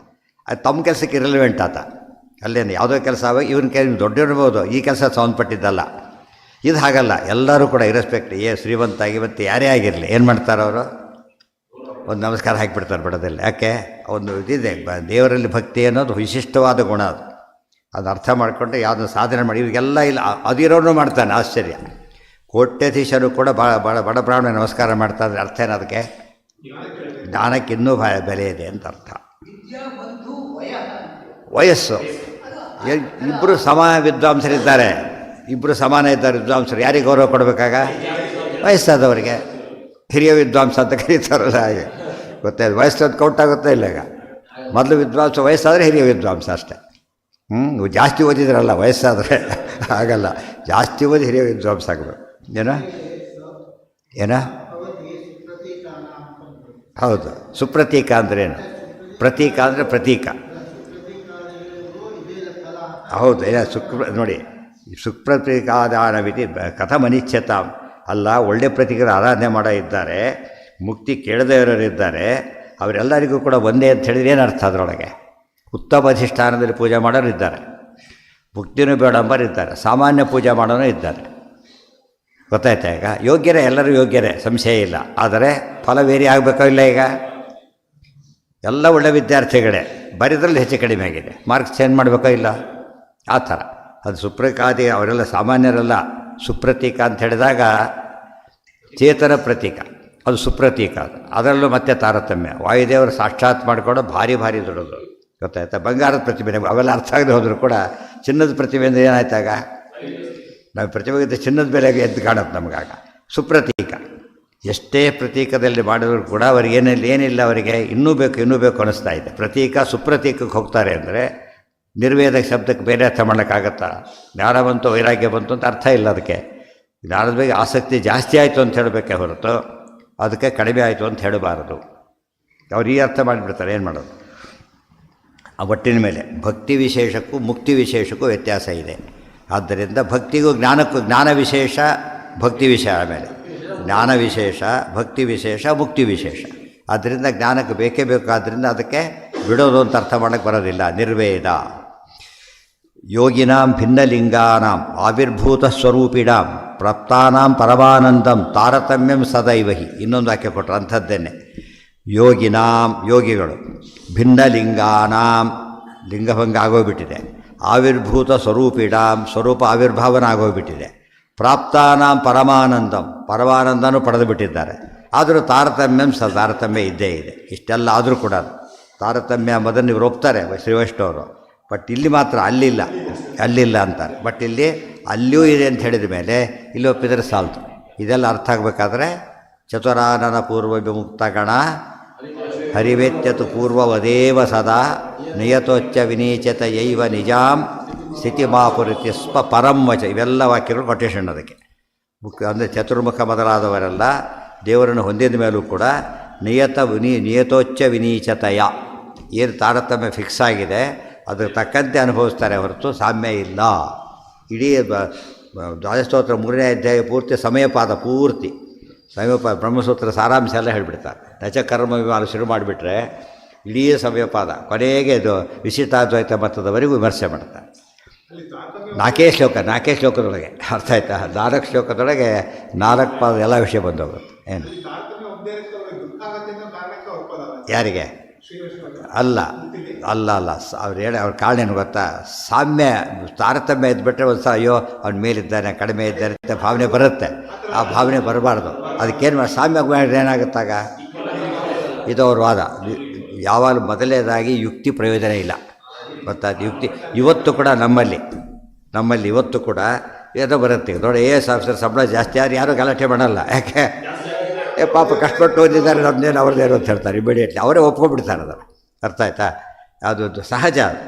ಅಂಥ ಹೊತ್ತಲ್ಲಿ ಇಲ್ಲಿ ಬರುತ್ತೆ. ಈಗ ಮತ್ತು ಅಲ್ಲಿ ಸಂಸಾರದಲ್ಲಿ ಅವಾಗ ಇನ್ನೇನು ಹೇಳುತ್ತೆ, ಹಾಗಿದ್ದು ನಿಜವಾಗ್ಲೂ ಹೇಳೋದಾದರೆ ಸಾಮ್ಯ ಇದ್ರೇ ಹೆಚ್ಚು ಗಲಾಟೆ ಆಗೋದು. ಗೊತ್ತಾಯ್ತಾ? ಆಚಾರ ಹೇಳ್ತಾರೆ ತಾರತಮ್ಯ ಇದ್ದರೆ ಗಲಾಟೆ ಆಗೋದಿಲ್ಲ, ಸಾಮ್ಯ ಇದ್ದರೆ ಗಲಾಟೆ ಆಗುತ್ತೆ. ಗೊತ್ತಾಯ್ತಾ? 4 ಜನ ಗೃಹಸ್ಥರು ವಿದ್ವಾಸ ಯಾರೋ ಗಲಾಟೆ ಮಾಡೋದು. ಒಂದು ವಿದ್ವಾಸ ನಾನು ಶುರು ಮಾಡ್ತಾರೆ. ಸಾಮ್ಯ ಎಲ್ಲಿ ಬರುತ್ತೋ ಅಲ್ಲಿ ಕಾಂಪಿಟೇಷನ್ ಬರುತ್ತೆ. ಏನು ಮಾಡ್ತೀರಿ ಈಗ ಸಾಮ್ಯ ಒಪ್ಕೊಂಡ್ರೆ ಗಲಾಟೆ ಶುರುವಾಗುತ್ತೆ, ಅದು ತಾರತಮ್ಯ ಒಪ್ಕೊಂಡ್ರೆ ಗಲಾಟೆ ಶುರುವಾಗಲ್ಲ ಅಂದರು. ಅವಾಗ ಏನು ಹೇಳ್ತಾರೆ ಗೊತ್ತಾ, ಇಲ್ಲ ಮುಕ್ತಿಯಲ್ಲಿ ಹಾಗೆಲ್ಲ ಆಗೋದಿಲ್ಲ. ಹಾಗಿದ್ದರೆ ಸಾಮ್ಯ ತಾರತಮ್ಯ ಒಪ್ಕೊಂಡ್ರೂ ಆಗೋದಿಲ್ಲ. ಸಾಮ್ಯ ಬಂದು ಆಗತ್ತೆ, ಹೌದು. ವಿವಾದಶ್ಚ ವಿವಾಹಶ್ಚ ಸಮಯೋರೇವ ಶೋಭತೆ, ಸಮರಲ್ಲೇ ಗಲಾಟೆ ಶುರುವಾಗೋದು, ಬೇರೆಯವರಲ್ಲ. ಅಲ್ಲಿ ಯಾಕೆ ಆಗಬಾರ್ದು, ಇಲ್ಲ ಮುಕ್ತಿಗೆ ಹೋಗಿರ್ತಾರಲ್ಲ ಇರಲ್ಲ ಅಂತ. ತಾರತಮ್ಯನೇ ಇರಲಿ. ಹಾಗಿದ್ರೆ ಮುಕ್ತಿ ಅಫೆಕ್ಟ್ ಮಾಡೋದಿಲ್ಲ ಅಂದಮೇಲೆ ಸಾಮ್ಯನ ಅಫೆಕ್ಟ್ ಮಾಡಿದವರು ತಾರತಮ್ಯನ ಅಫೆಕ್ಟ್ ಮಾಡೋದಿಲ್ಲ. ಅಂದರೆ ಅವೆಲ್ಲ ಒಳ್ಳೊಳ್ಳೆ ಆರ್ಗ್ಯುಮೆಂಟ್ಸ್. ಅದು ಜನಕ್ಕೆ ಯಾರಿಗೂ ರೀಚ್ ಆಗಿಲ್ಲ ಅದರಿಂದ ಗೊತ್ತಾಗಲ್ಲ. ಈ ಮಕ್ಕಳು ಕೂಡ ಅಷ್ಟೇ, ತಮ್ಮನ್ನು ಕಂಪೇರ್ ಮಾಡ್ಕೊತಾರೆ, ದೊಡ್ಡವ್ರನ್ನ ಕಂಪೇರ್ ಮಾಡ್ಕೊಳ್ಳಲ್ಲ ಅವರು. ಗೊತ್ತಾಯ್ತಾ? ತಮ್ಮ ಇಷ್ಟು ನೋಡ್ಕೊಂಡು ಭಾರಿ ನನಗೆ ಓವರ್ ಹೇಳ್ತಾ ಕೂತ್ಬಿಡ್ತಾರೆ. ದೊಡ್ಡವ್ರು ಕೊಟ್ಟಾಡೋದಿಲ್ಲ, ಯಾಕಂದರೆ ಆ ತಮ್ಮ ಫೀಲ್ಡೇ ಅಲ್ಲ ಅವರಿಗೆ. ಯಾರು ಎಷ್ಟು ಕಾಮನ್ ಸೆನ್ಸ್ ಪ್ರಕಾರ ಕೂಡ ತಾರತಮ್ಯ ಒಪ್ಪಬೇಕು, ಸಾಮ್ಯ ಒಪ್ಲಕ್ಕೆ ಬರೋದಿಲ್ಲ. ದೋಷ ಇಲ್ಲ ಅಂದರೆ ಒಪ್ಪಲ್ಲ. ತಾರತಮ್ಯ ಇದ್ದರೆ ಪ್ರಮಾಣ ಇದೆ, ಸಾಮ್ಯಕ್ಕೆ ಪ್ರಮಾಣ ಇಲ್ಲ. ಏನ ಹಾಂ, ಅದು ಹೇಳಿದ್ದಲ್ಲ, ಮಾಡ್ಬೋದಲ್ಲ, ಮಾಡಲಿಕ್ಕೆ ಇರೋದು. ಪ್ರತಿ ಶ್ಲೋಕರು ಬ್ರಹ್ಮಸೂತ್ರ ಭಾಷೆದೆ. ಯಾವುದೇ ಶ್ಲೋಕ ತೊಗೊಂಡ್ರೆ ಅಷ್ಟಿರ್ಬೇಕು ಅದರಲ್ಲಿ. ಗೊತ್ತಾಯ್ತಾ? ಅದಕ್ಕೆ ಅದು ಬ್ರಹ್ಮಸೂತ್ರ ಸಮಸ್ತ ಶಾಸ್ತ್ರಾರ್ಥ ನಿರ್ಣಯ ಅಂತ ಕರೆದು. ಸಮಯೋರೇವ ಶೋಭತೆ, ಸಮರಲ್ಲಿ ಯಾವಾಗ ಗಲಾಟೆ ಶುರುವಾಗುತ್ತೆ ಹೊರತು ಬೇರೆದ್ರಲ್ಲ. ಬೇರೆಯವ್ರಿಗೆ ಯಾರು ನೋಡಲಿಕ್ಕೆ ಹೋಗಲ್ಲ. ಬರ್ತವೆ ವೀಕ್ ಟೀಮು ಸ್ಟ್ರಾಂಗ್ ಟೀಮು ಬರೋದೇ ಇಲ್ಲ ಜನ ನೋಡಲಿಕ್ಕೆ. ಎರಡು ಈಕ್ವಲ್ ಯಾವ ಭಾರಿ ಬರ್ತಾರೆ ನೋಡೋದು. ಲಾಸ್ಟ್ ಬಾಲ್ ಕೊನೆಯವರು ಏನು ಬೇಕಾದ್ರೆ ಆಗ್ಬೋದು ಅದು. ಅದರಲ್ಲಿ ಸ್ಟ್ರಾಂಗ್ ಒಬ್ಬನು ಇರ್ತಾನೆ, ಒಬ್ಬನೇ ಸಹ ಗೆಲ್ಲಿಸ್ತಕ್ಕೆ. ಅದಕ್ಕೆ ಯಾರು ಕೂಡ ಎಷ್ಟೋ ತಮಾಷೆ ಮಾಡ್ತಿರ್ತಾರೆ. ಇಡ್ಡೇ ಸೋಲಕ್ಕೆ ಬಿಡಲ್ಲಂತೆ ಸಾಮಾನ್ಯ. ಯಾಕಂದ್ರೆ ಅವ್ರು ಹೆಚ್ಚನ್ನು ನೋಡೋರು ಇವರು ಇವ್ರು ಹೋಗ್ಬಿಟ್ರೆ ಮುಂದೆ ಆಟ ನೋಡೋರು ಜನ. ಆದ್ದರಿಂದ ಏನಾರು ಮಾಡಿ ಗೆಲ್ಲಬೇಕು ಇವರು. ತಿಳಿತಿಲ್ಲ, ಬೈ ಹುಕ್ಕಾರ್ಗಳು ಗೆಲ್ಲಬೇಕು. ಅದು ಅಷ್ಟರ ಮಟ್ಟಿಗೆ ತಾತ್ಪರ್ಯ ಇರೋದು ಏನಂದರೆ, ಯಾವಾಗಲೂ ಕೂಡ ಆನೆ ಗಲಾಟೆ ನೋಡ್ತಾರೆ, ಅಜಗಜ ಗಲಾಟೆ ಯಾರು ನೋಡ್ತಾರೆ, ಒಂದೇಟಿಗೆ ಹೋಗುತ್ತದೆ. ಆದ್ದರಿಂದ ಯಾರು ನೋಡಲಿಕ್ಕೆ ಹೋಗೋದಿಲ್ಲ. ಹೌದು ಅದೇ ಥರ ಹೇಳಿದ್ದು. ಆದರೆ ಅದು ಇಲ್ಲೇ ಅಂತೂ ಶಾಸ್ತ್ರ ಹೇಳುತ್ತೆ. ಒಂದು ಮತನ ನಾವು ಕೈ ಬಿಡಲಿಕ್ಕೆ ಒಂದು ದೋಷ ಸಾಕು ನಮಗೆ. ಗೊತ್ತು, ಎಲ್ಲ ದೋಷ ಇರಬೇಕಾಗಿಲ್ಲ. ಅದಕ್ಕೆ ಆನಂದ ತೀರ್ಥ ಮತ ಮುಜ್ಜಿತ ದೋಷ ಜಾತಂ. ಅದರ ಒಂದು ದೋಷ ತೋರಿಸಿ ನೋಡೋಣ ಮತದಲ್ಲಿ. ಲಾಜಿಕ್ ತೊಗೊಳ್ಳಿ, ಪ್ರತ್ಯಕ್ಷ ತೊಗೊಳ್ಳಿ, ಪ್ರಮಾಣ ತೊಗೊಳ್ಳಿ, ಏನು ತೊಗೊಂಡ್ರು ಕೂಡ ಕರೆಕ್ಟಾಗಿ ಒಂದು ಯಾವ ಪುರಾಣ ಕಥೆ ತೊಗೊಳ್ಳಿ, ಪ್ಯಾಚಾಗ ಲೌಕಿಕ ಜೀವನ ತೊಗೊಳ್ಳಿ, ನಿತ್ಯ ಜೀವನ ತೊಗೊಳ್ಳಿ, ನಮ್ಮ ಸಿದ್ಧಾಂತ ಪೂರ್ತಿ ಟ್ಯಾಲಿ ಆಗುತ್ತೆ. ಅದರ ಸವಣ ಮಾತದು ತ್ರಿಕುಣಿಸಿದೊಳಗೆ ಆನಂದ ತೀರ್ಥ ಮತ ಮುಜ್ಜಿ. ಅಲ್ಲ ರೀ, ಇಷ್ಟು ದೊಡ್ಡವ್ರು ಹೇಗಾದ್ರಿ ನೀವೀಗ? ಮತ್ತು ಜ್ಞಾನ ಎಲ್ಲಿಂದ ಬಂತು ಅಂದರೆ ಆನಂದ ತೀರ್ಥ ಮತ ಮುಜ್ಜಿತ ದೋಷ ಜಾತಂ ಸ್ವಾನಂದದಾಯಿ ಶಿಥಿಲೀಕೃತ ಮತ್ತ ಮಾಯಿ ಮಾನೌಹ ಶೋಭಿ ಮಮ ದುರ್ಜನ ಪುಂಜತೋ ಅಭೀಹಿ ಏನೇ ದೃಶೀಮಚಿರಭೂತ್ ಕವಿತೋಲ್ಲಸದ್ಭೂಹು ಅಂತ ಹೇಳ್ತಾರೆ. ಇಷ್ಟೆಲ್ಲ ಇದೆ. ಒಂದು ಪ್ರಮಾಣ ಅಂದರೆ ಪ್ರಮಾಣ, ದೋಷ ಇಲ್ಲ ಅಂದರೆ ಇಲ್ಲ, ಅನುಭವಕ್ಕೆ ಬರುತ್ತೆ. ಆದ್ದರಿಂದ ಇಂಥ ಮತ ಹಿಡಿದಿದ್ದಕ್ಕೆ ಇಷ್ಟು ಮೇಲೆ ಬಂದಿದ್ದೇನೆ ಅಂತ ಹೇಳ್ತಾರೆ. ಒಳ್ಳೆ ಕೋರ್ಸೋದ್ರೆ ಜಾಸ್ತಿ ಇದು ಬರೋದಲ್ಲ ಆ ಥರ. ಇದು ಯೋಚನೆ ಮಾಡಬೇಕು. ಇಷ್ಟು ಜನಕ್ಕೆ ಗೊತ್ತಿದ್ದರೂ ಕೂಡ ಕೆಲವು ಗೊತ್ತಿಲ್ಲದೆ ಫಾಲೋ ಮಾಡಿರ್ತಾರೆ, ಅದು ಬೇರೆ. ಇವತ್ತು ಗೊತ್ತು ಮಾಡಿಸೋ ಜವಾಬ್ದಾರಿ ಗೊತ್ತಿದ್ದವ್ರಿಗೆ ಇರಬೇಕದು. ಇವರ ವಿಷಯ ಎತ್ತದೇ ಇಲ್ಲ. ವಿಷಯಗಳು ಬಂದಾಗ ಏನೋ ಇರಲೆವೆಂಟು ಅದಕ್ಕೆ ಅರ್ಥ ಮಾಡಿ ಕಡಾಬಟ್ಟಿ ದುಡ್ಡು ಹೋಗಿಬಿಡುತ್ತೆ ಅದರೊಳಗೆ. ಏನು ಪ್ರಯೋಜನ ಇಲ್ಲ ಅದರಿಂದ. ಅವಾಗ ದುಡ್ಡು ಬರುತ್ತೆ ಹೋಗುತ್ತೆ. ವಿಷಯ ತಿಳ್ಕೊಂಬಿಟ್ರೆ ಹೌದಲ್ಲ ಯೋಚನೆ ಮಾಡಿ ತಿಳ್ಕೊಂಬಿಡಿ ಥರ ಮಾಡಿದರೆ ಚೇಂಜ್ ಆದರು. ಅವ್ರ ತಂದೆ ಒಂದು ಕ್ಲೂ ಕೊಟ್ಟಿದ್ರು ಆಗಲೇ, ಇದು ಉಪಯೋಗ ಇಲ್ಲ, ಹುಷಾರಾಗಿರಿ ಅಂತ. ಅದಷ್ಟು ನೋಡೋಕ್ಕೆ ಶುರು ಮಾಡಿದ್ರು ಅವರು. ಹೌದು, ಅವ್ರು ಹೇಳಿ ಸರಿ ಅಂತ ಅನ್ನಿಸ್ತಾ ಬಂತು ಅವ್ರಿಗೆ. ಆಗ ಸರಿಯಾದ ಹುಡುಕಿದ್ರು ಸಿಗ್ತಾರೆ. ಯಾಕೆಂದರೆ ಒಳಗಿನ ಇದಕ್ಕೆ ಹಠ ಬರೋದಿಲ್ಲ. ನಾವು ಕಾಮಕ್ರೋಧಗಳೆಲ್ಲ ಮನಸ್ಸಿಗೆ ಬರೋದು. ಮನಸ್ಸಿನ ದಾಟ್ಕೊಂಡ್ಬಿಟ್ರೆ ಏನಾಗುತ್ತೆ, ಅಲ್ಲಿಗೆ ಸರಿ ಹೋಗ್ಬಿಡುತ್ತೆ. ಆ ಪ್ರಯತ್ನ ಪಡಬೇಕು ಯಾವಾಗ. ಮನೆಯಲ್ಲೇ ಮಕ್ಕಳಿಗೆ ಎಷ್ಟು ನಾಸ್ತಿಕರಿಗೆ ಸುಮ್ಮನೆ ಹೇಳಿ ಸಾಕು, 4 ದಿವಸ ಅರ್ಥ ಆಗಿಬಿಡುತ್ತೆ ಅವ್ರಿಗೆ. ಅದಕ್ಕೇನು ಮನೆಯವ್ರು ಹಿರಿಯರಿಗೆ ಜ್ಞಾನ ಬಂದಿದ್ದರೆ ಮಕ್ಕಳಿಗೆ ಕೊಡ್ಲಿಕ್ಕೆ ಬರುತ್ತೆ. ಹಿರಿಯರಿಗೆ ಜ್ಞಾನ ಇಲ್ಲದೆ ಹೋದಾಗ ಬರೋದಿಲ್ಲ. ಅದಕ್ಕೆ ಜ್ಞಾನ ಅಂಬೋದು ಎಲ್ಲರೂ PhD ಮಾಡಿ ಜ್ಞಾನ ಮಾಡೋದೆಲ್ಲ ಬೇರೆ. ಎಲ್ಲರೂ PhD ಮಾಡಬೇಕಾಗಿಲ್ಲ ಜ್ಞಾನ ಬರಬೇಕಾದ್ರೆ. ಬ್ಯಾಂಕಿಗೆ ಹೋಗಿ PhD ಆಗಿದ್ದೆ ಅಂತ ಕೇಳೋದಿಲ್ಲ. ಅದಕ್ಕೇನು ಬಂದರೆ ಸಾಕು, ಬ್ಯಾಂಕ್ ವ್ಯವಹಾರ ಗೊತ್ತಿದ್ದರೆ ಸಾಕು. ಅಷ್ಟು ತಿಳಿಸ್ಬೇಕು ಸಿದ್ಧಾಂತರ. ಏನು ತಿಳಿಸೋದಿಲ್ಲ. ಆದ್ದರಿಂದ ಕೂಗೋದು ತಿಳಿಸ್ಬಿಡ್ತಾರೆ, ಜೋರಾಗಿ ಕೂಗಿಬಿಡೋದು. ಅದೇನು ಇದಲ್ಲ, ದೇವರು ಬಂದರೆ ಅಲ್ಲ, ಮಠದ ಪ್ರಶ್ನೆ ಶುರುವಾಗಿಬಿಡುತ್ತೆ. ಉಳಿದವ್ರಿಗೆ ಭಾರಿ ಇರಿಟೇಟ್ ಆಗುತ್ತೆ. ಈಗ ನಾಳೆಗೆ ಯಾರೂ ಒಪ್ಪಲ್ಲ, ಆ ಕಾನ್ಸೆಪ್ಟನ್ನೇ ಒಪ್ಪದೆ. ಹಾಂ ಹಾಂ ಹಾಂ ಹೌದು, ಹೇಳಬೇಕು. ಇದು ಹೇಳೋದೇನು, ಎರಡೀಗ ದ್ವೈತ ಮತನ ಬೈದು ಅವರೆಲ್ಲ ಹೇಗೆ ಓದ್ತಾರೆ ಬೇರೆ ಮತಗಳನ್ನ ಅಂದರೆ ಈ ವಾದ ಕಂಡಿರಬೇಕು ಅಷ್ಟು ಮಾತ್ರ ಓಡ್ಕೊಂಡ್ಬಿಡ್ತಾರೆ, ಉಳಿದೆಲ್ಲ ಓದೋದಿಲ್ಲ. ಉಳಿದೆಲ್ಲ ಓದಿದ್ರೆ ಸ್ವಾರಸ್ಯ ಗೊತ್ತಾಯ್ತಾ? ಅದು ಜನಕ್ಕೆ ಕಾಲ ಆ ಓದೋ ಚಾನ್ಸ್ ಅವ್ರಿಗೆ ಬರೋದಿಲ್ಲ. ನಮ್ಮದು ಸರಿಯಾಗಿ ಇಟ್ಕೊಂಡ್ಬಿಡ್ತಾರೆ ಅಂತಂದರೆ ಬೇರೆ ಓದೋದಕ್ಕೆ ಹೋಗೋದಿಲ್ಲ. ಸುಮ್ಮನೆ ಹೀಗೆ ಹಾಡಿ ತೆಗೆದು ನೋಡಿದ್ರೆ ಏನು ಅರ್ಥ ಆಗಲ್ಲ. ಇದೆಲ್ಲ ಟೀಕಾರ ವಾಕ್ಯ ಇದ್ದಾಗ ಹೇಗೆ ಅರ್ಥ ಆಗುತ್ತೋ ಹಾಗೆ ಅರ್ಥ ಆಗಬೇಕು. ಅದು ಮಾಡಿದರೆ ಬರುತ್ತೆ. ಆ ಥರ ಕಮಿಟ್ಮೆಂಟ್ ಇಲ್ಲದೆ ಹೋದರೆ ಹರಟೆ ಆದಾಗ ಆಗುತ್ತೆ ಅಷ್ಟೇ. ಸಾಮ್ಯನತ್ವಾಂ ಅತಿಶಯಿಷ್ಯಂತಿ ಮುಕ್ತಾಮಪಿ ಕಥಂಚನ ಮದ್ಭಕ್ತಿಯೋಗಾತ್ ಜ್ಞಾನಾಚ್ಚ ಸರ್ವಾನ್ ಅತಿಶಯಿಷ್ಯಸಿ ಇತಿ ಚ. ಇನ್ನೊಂದು ವಾಕ್ಯ ನೋಡು. ಇನ್ನು ತಮಾಷೆ ಏನು ಅಂದರೆ, ರುದ್ರ ಪದವಿಗೆ ಯೋಗ್ಯರಾದವರು ಶೇಷ ಪದವಿಯವರು ಮುಕ್ತರಾಗಿಬಿಡ್ತಾರೆ. ಆ ಶೇಷ ಪದವಿ ಮುಕ್ತರಾದವರೇ ಎಷ್ಟೇ ಪ್ರಯತ್ನ ಪಟ್ಟರು ಬ್ರಹ್ಮ ಪದವಿ ಸಿಗೋದಿಲ್ಲ ಅವರಿಗೆ, ಗೊತ್ತಾಯ್ತಾ? ಎಷ್ಟು ಜನ ಪ್ರಯತ್ನ ಪಟ್ಟರು, ಕೋಟಿ ಇಂದ್ರರು ಪ್ರಯತ್ನ ಪಟ್ಟರು ಕೂಡ ಒಬ್ಬ ರುಜು ಆಗಲಿಕ್ಕೆ ಸಾಧ್ಯ ಇಲ್ಲ. ಅಂದಮೇಲೆ ದೇವ್ರ ಸಾಮ್ಯ ಹೇಗಿರ್ತೀವಿ? ಸಾಮ್ಯ ಹೇಳ್ತಾರದು ಯಾರಿಗೆ? ದೇವರೊಂದಿಗೆ ಹೇಳ್ತಾರದು ಈ ಮಧ್ಯೆ ಸಾಮ್ಯನ. ದೇವ್ರ ಮೇಲೆ ಹೊಟ್ಟೆಗಿಚ್ಚಾಗಿದ್ದರೆ ಎಷ್ಟು ಇದಾಗುತ್ತೆ. ತಾರತಮ್ಯ ದೇವ್ರನ್ನೂ ಉಪಯೋಗ್ತಾ ಇರಲ್ವ ಹಾಗಿದ್ರೆ ಯಾರಾದರೂ ಕೂಡ? ತಂದೆಗೆ ಸಮಾನ ಅಂತ ಮಗ ಅನ್ಕೋತಾನ? ಅನ್ಕೊಳ್ಳೋಕೆ ಸಾಧ್ಯ ಇಲ್ಲ. ಇದು ಎಷ್ಟು ಆಶ್ಚರ್ಯ ಅಂದರೆ ಅದನ್ನು ಜನ ಹೇಗೆ ಒಪ್ತಾರೆ ಎಂಬುದು ಭಾಳ ಆಶ್ಚರ್ಯ. ಸಾಮ್ಯ ವಚನಂತೂ ಪ್ರಾಚುರ್ಯ ಅದನ್ನು ಹೇಳ್ತಾರೆ. ನತ್ವಾಂ ಅತಿಶಯಿಷ್ಯಂತಿ ಮುಕ್ತಾಭಿಪ. ಮುಕ್ತಿಗೆ ಹೋದ ಮೇಲೂ ಕೂಡ ನಿನ್ನನ್ನು ಯಾರೂ ಮೀರಲಿಕ್ಕೆ ಸಾಧ್ಯ ಇಲ್ಲ. ಮದ್ಭಕ್ತಿ ಯೋಗಾತ್ ಜ್ಞಾನಾಚ್ಚ. ಯಾಕೆ ಮದ್ಭಕ್ತಿ ಮತ್ತು ಜ್ಞಾನ ಸರ್ವಭೂತ ರಸೇಷ. ಇದನ್ನು ಭಕ್ತಿ ಜ್ಞಾನಗಳಿಂದ ನೀನು ಮುಂದೆ ಬರ್ಬೋದೇ ಹೊರತು ಏನಾಗಲಿಕ್ಕೆ ಸಾಧ್ಯ? ದೇವರ ಮೀರಿಸೋ ವ್ಯವಸ್ಥೆ ತಲೆಯಲ್ಲೂ ಹಾಕೊಳ್ಳೋಕೆ ಹೋಗಬಾರ್ದು. ಸಾಮ್ಯವಚನಂತೂ ಪ್ರಾಚುರ್ಯ ವಿಷಯಂ ದುಃಖಾಭಾವ ವಿಷಯಂಚ ತಥಾಚ ಉಕ್ತಂ. ಎಲ್ಲಿ ಸಾಮ್ಯ ಹೇಳ್ತಾರಲ್ಲ ಏನು ಅರ್ಥ ಮಾಡಬೇಕು ಅಂದರೆ ಅವನ ಸಾಧನೆ ಚೆನ್ನಾಗಿದೆ ಅಂತ ಅರ್ಥನೇ ಹೊರತು ದುಃಖಾಭಾವ ವಿಷಯಂಚ. ದುಃಖಾಭಾವಕ್ಕೆ ಸ್ಟ್ರೆಸ್ ಕೊಡೋದೇ ಹೊರತು ಏನಲ್ಲ, ನಿಜವಾದ ಸಾಮ್ಯ ಅಲ್ಲ. ನಿಜವಾದ ಸಾಮ್ಯನೇ ಇಲ್ಲ ಅಂದಮೇಲೆ ಐಕ್ಯಲಿಂದ ಬರತ್ತಾಗಿದ್ದರೆ ಸೊ ಎರಡು ಮತನೂ ಹೋಯ್ತಾರೆ. ದುಃಖಾಭಾವ ಪರಾನಂದೋ ಲಿಂಗಭೇದ ಸಮಾಮತಾಃ ತಥಾಪಿ ಪರಮಾನಂದೋ ಜ್ಞಾನಭೇದಾತ್ತು ಭಿದ್ಯತೆ ಇತಿ ನಾರಾಯಣಾಷ್ಟಾಕ್ಷರ ಕಲ್ಪೆ. ದುಃಖಾಭಾವ ಒಂದು, ಪರಾನಂದ ಒಂದು. ಆನಂದ ತೀರ್ಥ ಪರಾನಂದ ವರದ. ಪರಾನಂದ ಅಂದ್ರೇನು? ಮುಕ್ತಿಯಲ್ಲಿ ದುಃಖಾಭಾವ ಇದೆ ಮತ್ತು ಆನಂದದಲ್ಲೇ ತಾರತಮ್ಯ ಇದೆ. ಲಿಂಗಭೇದ, ಲಿಂಗಭಂಗ, ಇವೆಲ್ಲ ಪರ್ಯಾಯ ಪದಗಳು. ಲಿಂಗಭೇದ ಆಗಿದೆ ಅಂತ ಕೇಳಿದರೆ ಸಾತ್ವಿಕರಿಗೆ ಮುಕ್ತಿ ಅಂತ ಅರ್ಥ. ಇವರಿಗೆ ಅಂದರೆ ತಮಸ್ಸು ಅಂತ ಅರ್ಥ. ದುಃಖಾಭಾವ ವಿಷಯಂಚ ತಥಾಚೋಕ್ತ. ಏನೇ ಆಗಲೇಬೇಕಲ್ಲ. ಲಿಂಗಭಂಗ ಸಂಸಾರ ದಾಟಾಗಿಲ್ಲ. ಲಿಂಗಭಂಗ ಆಗ ರಿಸಲ್ಟ್ ಎಲ್ಲರಿಗೂ ಕಾಮನ್. ರಿಸಲ್ಟ್ ಅನೌನ್ಸ್ ಮಾಡಿಬಿಡ್ತಾರೆ, ಗೊತ್ತಾಯ್ತಾ? ರಿಸಲ್ಟ್ ಅನೌನ್ಸ್ ಮಾಡಿದ್ರೆ ಪೆಂಡಿಂಗ್ ಇಟ್ಕೊಂಡು ಏನಿರುತ್ತೆ ಅದಕ್ಕೆ? ಏನೋ ಪರೀಕ್ಷೆ ಆದಮೇಲೆ ಏನಾಗಬೇಕು? ಕೊನೆಗೆ ರಿಸಲ್ಟ್ ಅನೌನ್ಸ್ ಆಗಬೇಕು. ರಿಸಲ್ಟ್ ಲಿಂಗಭಂಗ ಅಂದರೆ ಅದೇನೆ ಅಂತಂದರೆ ಮುಗೀತಾರಿಗೆ. ಯಾರಿಗೆ? ಅವೆಲ್ಲ ಹೇಳಿದ್ದೆಲ್ಲ ಸುಮ್ಮನೆ ಅವ್ರು ಓದ್ಲಕ್ಕೆ ಹೋದರೆ ಅರ್ಥನೇ ಇರೋದಿಲ್ಲ. ಏನು ವಿಷಯಗಳು ಏನೋ ಇದು ಮುಖ್ಯ, ನಮಗೆ ಬೇಕಾದ್ದೇನೋ ಸಂಬಂಧಪಟ್ಟ ವಿಚಾರ ಇರಬೇಕು. ಆ ಥರ ಇಲ್ಲ. ಕಾರಣ ಏನಂದರೆ ಉಳಿದೆಲ್ಲ ಅತತ್ವ ವೇದಕ ಅನ್ನೋದು, ಮುಖ್ಯ ಅಂತ ಕರೆಯೋದು, ಹೀಗೆಲ್ಲ ಮಾಡಿ ಹೋಗಿಬಿಡುತ್ತೆ. ಛೇ ಈ ಕಾನ್ಸೆಪ್ಟೇ ಒಪ್ಪೋದಿಲ್ಲ ಅಂತ ಹೇಳ್ತಿರೋದು ನಿಮಗೆ. ಎಷ್ಟು ಸತ್ತು ಹೇಳಿದ್ದಾರೆ. ಬಾಯ್ದವ್ರು ಗದೆಯಿಂದ ಹೊಡಿತಾರೆ ಅಂತ ಹೇಳಿದಾರಲ್ಲ, ಗದಾ ಪ್ರಹಾರ ಹೇಳಿಲ್ಲ. ಇವರಿಗೆ ವಿರಜಾಸ್ನಾನ, ಅವರಿಗೆ ಗದಾ ಪ್ರಹಾರ, ಇವರಿಗೆ ಹುಂಕಾರ, ರಾಜಸರಿ ಹುಂಕಾರ. ಸೊ ಮೂರೂ ಇದೆ. ಲಿಂಗ ಹೇಳಿದ್ದಾರೆ ಈಗಾಗಲೇ. ಯಥೋನ ವೈರಾಗ್ಯಂ ಶ್ರುತಾದವು ಅತ್ರ ವಿವಕ್ಷಿತಂ. ಆದ್ದರಿಂದನೇ ವೈರಾಗ್ಯ ಅಂತ ಅರ್ಥ ಮಾಡಬಾರ್ದು ಇಲ್ಲಿ ಕನ್ಕ್ಲೂಷನ್. ಹಿಂದೇನು ಕರ್ಮ ಬಿಡಬೇಕು ಅಂತ ಅರ್ಥ ಮಾಡಬಾರ್ದು ಅಲ್ಲಿ ಹೇಳಿದರು. ಗುಣಗಳ ಬಗ್ಗೆ ಅರ್ಥ ಅಲ್ಲಿ ಏನು ಮಾಡಿದ್ರು, ದೊಡ್ಡ ಕೊಟೇಶನ್ ಕೊಟ್ಟಬೇಕು. ಅಲ್ಲಿ ಎಂಡ್ ಮಾಡ್ತಾರೆ. ಏನು ವಿಷಯ ಶುರುವಾಗಿದೆ ಅಲ್ಲ, ದೊಡ್ಡ ಮುಖ್ಯ ಇಶ್ಯೂ ಇದು, ಸಾಮಾನ್ಯ ವಿಷಯ ಅಲ್ಲ. ಅದಕ್ಕೆ ಡಿಟೇಲಾಗಿ ಅದನ್ನು ಡೀಲ್ ಮಾಡಿದರು. ಇಷ್ಟೊತ್ತಿದ್ದು ಕೇಳಿದ್ದು ಅದೇ ತಾನೇ ಇವರು.